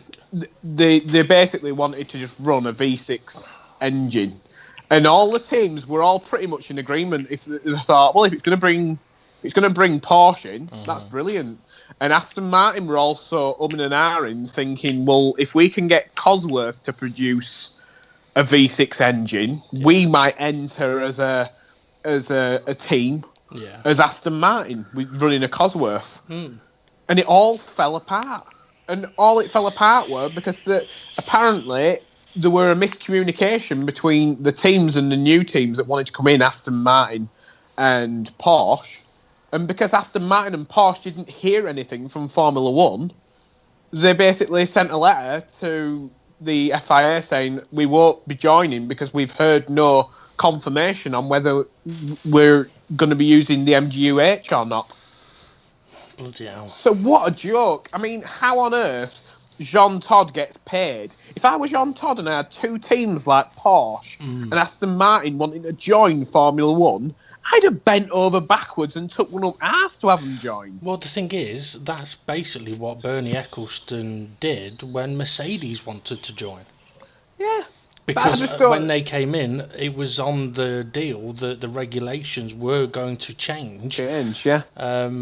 Not necessarily in Mercedes' favour, but in a way that was going to allow them to. Mercedes basically said, look, if we're going to come in, we want the engines to go from the normally aspirated with a turbo to something with a hybrid, which we can develop into road-going vehicles. Yeah, but the reason why Porsche wanted it, because they wanted something to do with a basic V6 that they could basically sell with all their Porsche products, so that somebody walking into a Porsche showroom knew that they were getting the engine that was being used also in the Formula One. Yeah. You know, in order to have a bit of symmetry, so that people were thinking, well, yeah, I might be paying a bit more because it's not electric, but I'm getting what's an F1. Yeah. So, not only that, you look at how many motorsport events are Porsche in. Like Porsche Cup, Porsche Super Cup. Exactly. So all of what they could have learnt in Formula One could have trickled down to all of their other cars. But anyway. But that just shows you no offence, if there were a case for Jean Todt being replaced by anybody, hopefully it's me. Yeah. But if there's a case for Jean Todt to lose his job, I think that should be number one. You had two teams wanting to come in. And two big brand names. They're not, like some. Skoda, they're not like a GP3. Yeah, they're not like a GP3 team that you've never heard of that just want to make it in the big time. You're two massive people. Yeah. But it's not going to happen now. Well, yeah. No, but I mean, teams that want to come in and bring their own engine in, that's something that the sport needs. Oh God, yeah. Well, that's Definitely. it. I mean, you'd have had a Porsche engine on the grid, and you'd had a Cosworth. Yeah. I mean, all of a sudden, then you've got other teams up and down the grid that can go actually. Because at the time, Aston Martin probably would have been putting their engines in the Red Bulls. Yeah. So well, yeah, I think the thing with Aston Martin now, they look a bit out of place. Yeah, they've got the marketing all over the Red Bull, but it's like, yeah, they might have some sort of working relationship with Red Bull in terms of Adrian Newey working on road cars for them. But in terms of Aston their Martin marketing being involved in Formula One. In Formula One, it makes no sense at all. Mm-hmm. Yeah. You're like, It's like they're associated with Red Bull, but that's it. Yeah, that's it. They're not actually doing anything to do with the F1 technology. Yeah. Oh, Lazenby's walking along with Verstappen. Is this news? No, it's just saying you're responsible for me wearing this stupid Lady. Oh, right. Okay, should we go through our predictions then for this race, see how we got on? Some of them we might have to... I don't know if we'll get the information yet, but we'll see. Okay, so we went for who will qualify fourth, and it depends on how you want to read this one, because... Before penalties, it should be. Because basically, and the reason why I say this, Michael Schumacher qualified at Monaco on pole, and then received the penalty. But it goes down in history that he qualified on pole. Okay, right. He didn't start the race first. No, Webber qualified on first, pole. and he won. Yeah, but who qualified on pole? Yeah, Schumacher did. Okay. Oh, for God's sake! I don't want. Why is it you can't? If a Red Bull wins, you can't get enough Christian Horner. He gets his fucking face all over the screen. Well, to be fair, with it being Red Bull's home race, he has been the voice from the pit wall to Sky all weekend. So it's no surprise that they've got him there as well. Okay, so who did actually qualify fourth then? Ooh. Go on. Martin Brundle just said to Max Verstappen, when you were side by side going into that corner, did you at any point open the steering wheel to squeeze him a little? And Max goes, no, I never opened the steering wheel. All right, so we just got video footage of that. Martin just said Andrew was in front as well. And Max goes, yes, I was in front. Not in front. Nah, not in front. Now he's in front, and that's after now he's in collision. front after he's punted him off. Yeah. So basically, Martin's asked him the questions of, did you open the steering? Which he did, but Max said he didn't. Martin said, were you ever in front? And he said, yes, I was in front. And he only got in front once he punted him off. Was off the track. I wonder sometimes, right? I mean, surely... like the team give the drivers an assistant that goes, before you fucking talk to the media, have a look at this. Have a look at this. But the people you see next to them recording stuff, it's not their assistant. They're recording stuff for the benefit of the team to check up on anything that they say or questions that they're asked. But straight after the race, I'd be up to my driver going, right, just have a look at this because they're going to ask you about this. And then you could say, at the time, this is what I thought. But having looked at the replay, that it's not quite what I thought. Whereas now, he said that on live TV, he's going to look at the replay and go, oh, fuck. Yeah. Yeah.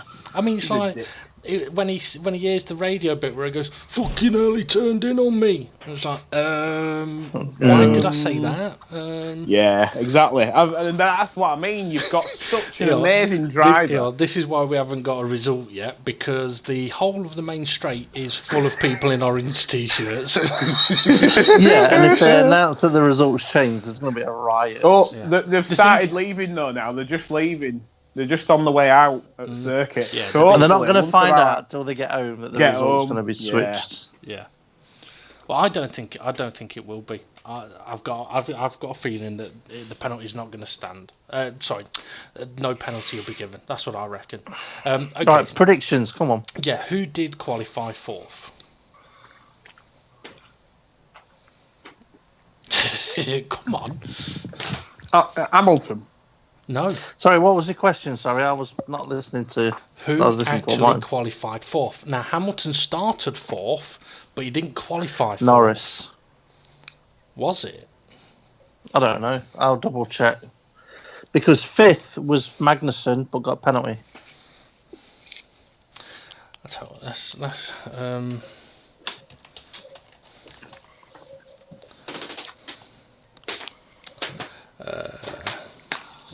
Oh, fuck off, Cristiano. You do me it'd be this. easier to just go onto the F1 website, wouldn't it?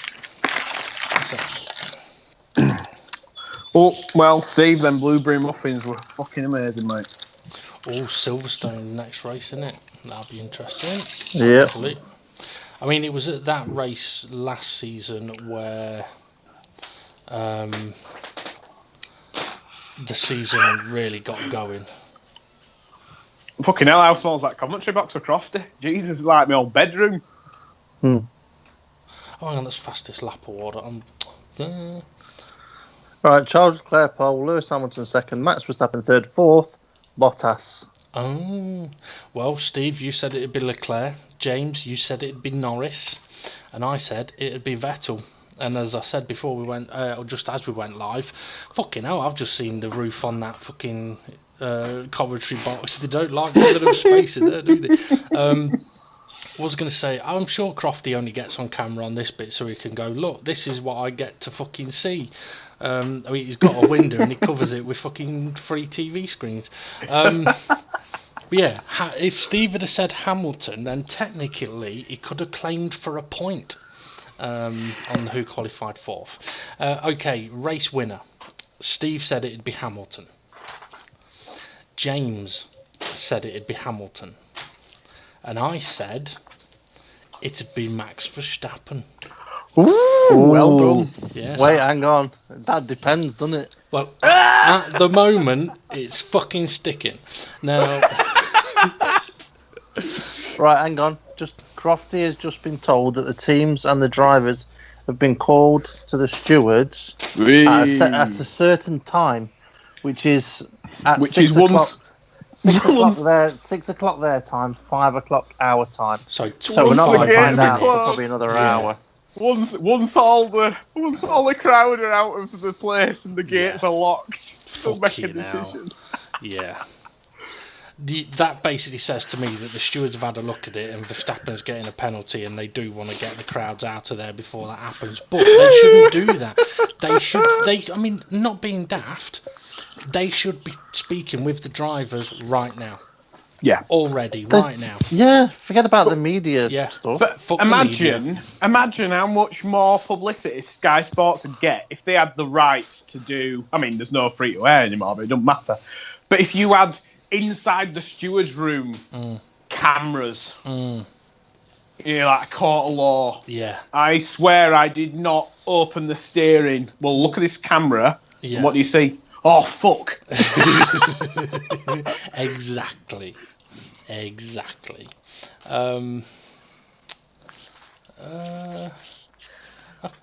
Oh, there we go. Race result. Okay.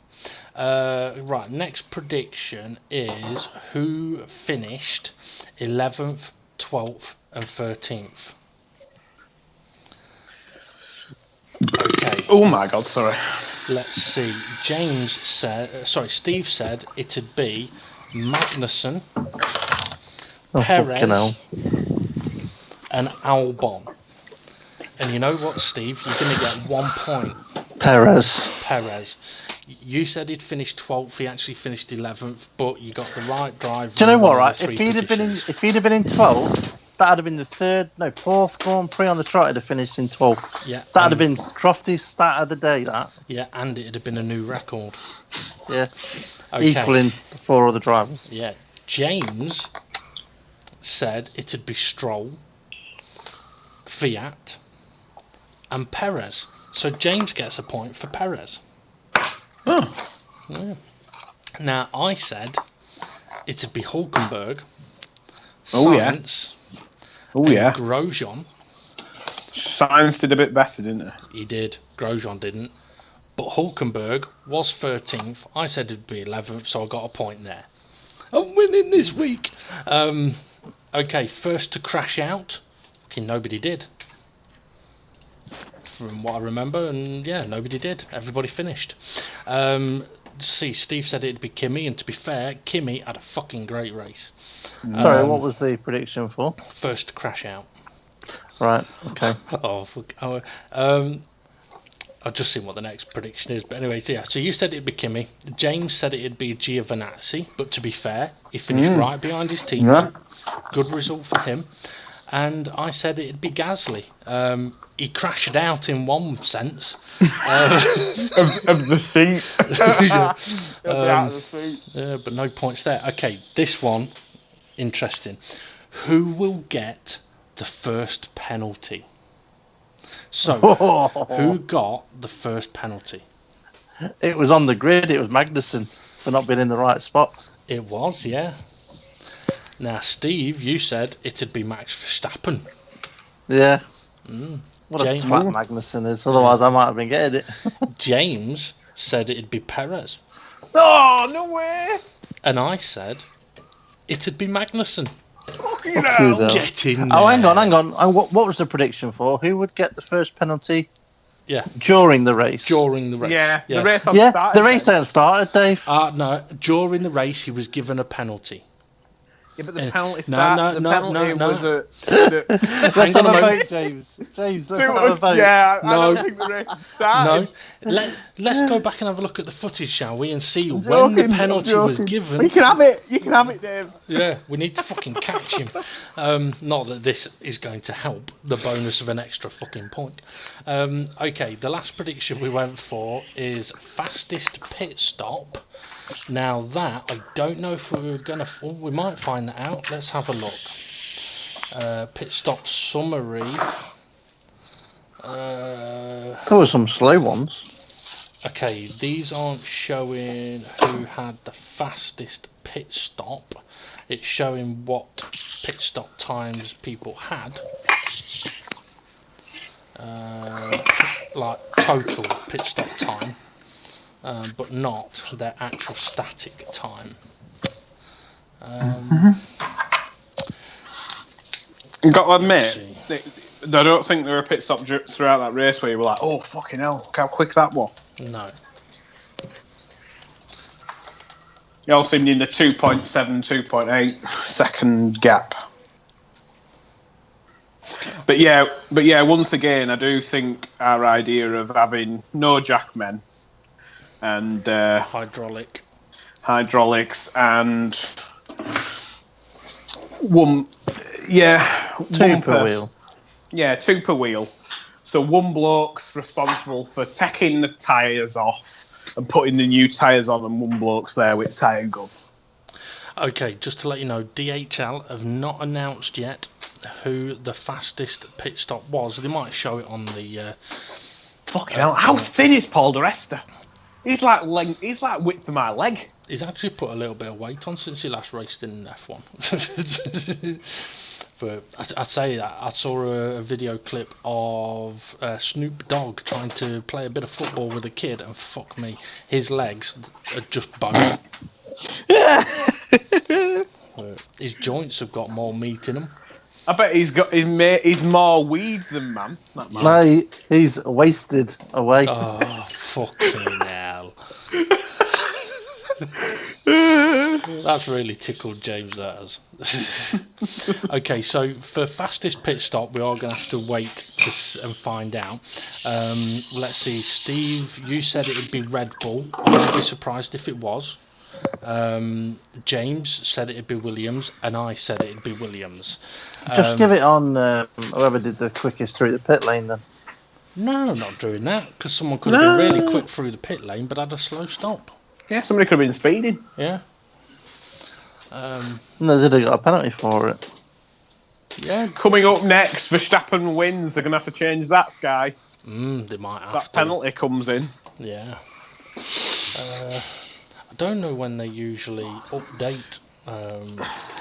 I'm actually looking on the F1 website for the fastest. Pit should stop be on awards. there. Well, it's not. It's Well, not that's what I there mean. yet. If it's going to be anywhere first, it'll be on that website.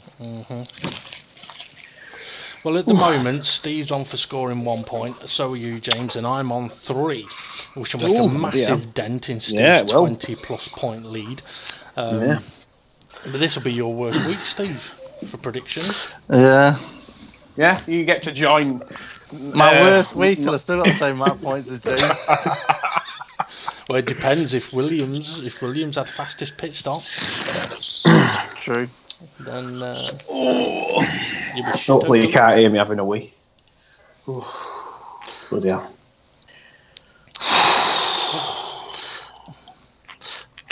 I think we're gonna have to call it, aren't we?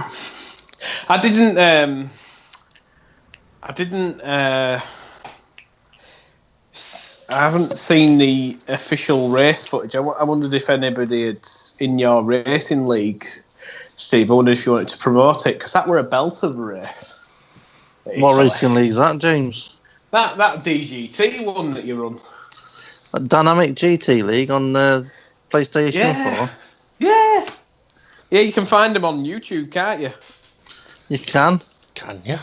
Oh, pardon me.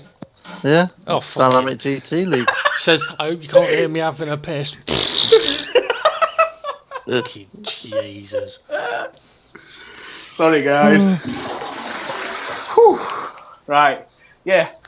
Give us a bit of a plug at your racing league, Steve. Just have done. Oh, come on. You got to get people enticed into wanting to go and find your racing league. Well, links in description, innit?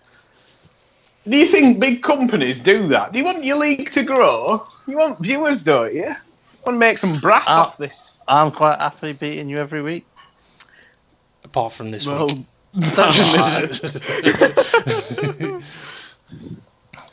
I want to know. I tell you want what. to know if you've not watched the footage yet, James. Oh yeah, if you've not watched the footage yet, James, you might not know about the penalties. Well, I was going to say Easter egg. Easter egg. I haven't seen the video yet. That's when I get. Is it Easter already? I don't even know when it fucking. No, Easter's gone, hasn't it? Yeah, Easter's like 3rd month in, isn't it? I was just thinking that I can't say it, I'll give it away. Yeah, you can't say anything. Don't say a thing. I really would like to get our prediction points finished off. Well, why don't we leave that specific one and just update the points as of now, and then next time we do it, we can just say before we start what happened with the. Like if Max loses his if Max loses the win, then we'll just take a point off Dave. Yeah. Yeah.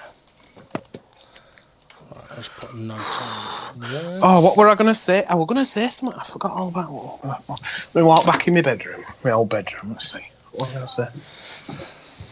Okay, so the point situation. That's that Nightfall, Dave. I was on about. On TV there. Yeah. Oh, TV program. Okay. Right. Okay. Total points for predictions so far is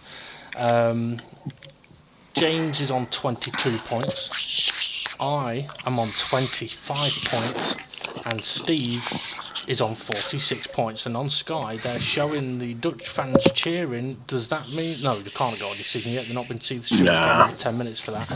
Oh, Honda man crying. Honda man will be crying. He won't have won his first race. Yeah. All right. He works at Honda, and his name's Toyota Man. Toyota Man. Toyohara Tanami. Maybe he's adopted. Toyoharo. He might be adopted. Well, that is something they do in Japan, you know. They name people after cars.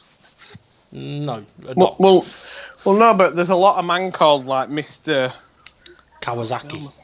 Yeah, Mr. Kawasaki, Mr. Honda, Mr. Suzuki. I bet that's what it is. I bet, you know, like the most common surname in the UK is like Smith. That'll be like Kawasaki over there. Maybe. There'll be a ton Suzuki. of Kawasaki. Yeah, Suzuki's, yeah. Or like Butcher. Butcher. Fat Butcher. Right, okay, I think it's about time we bring this one to an end then. So we will finalise our predictions on our next podcast, which won't be this Tuesday, because we will take a break this Tuesday. Silverstone is in a couple of weeks, and someone's rear end is just really let go by the sounds of it. Not mine. Holly came in and went down. It's that Honda engine, I bet. Yeah. But what I will say is it has been thoroughly enjoyable watching the race while doing the podcast. Yeah, yeah, indeed. This is where we find out we've been striked because somebody's heard Martin Brundle talking in the background. Quite possibly.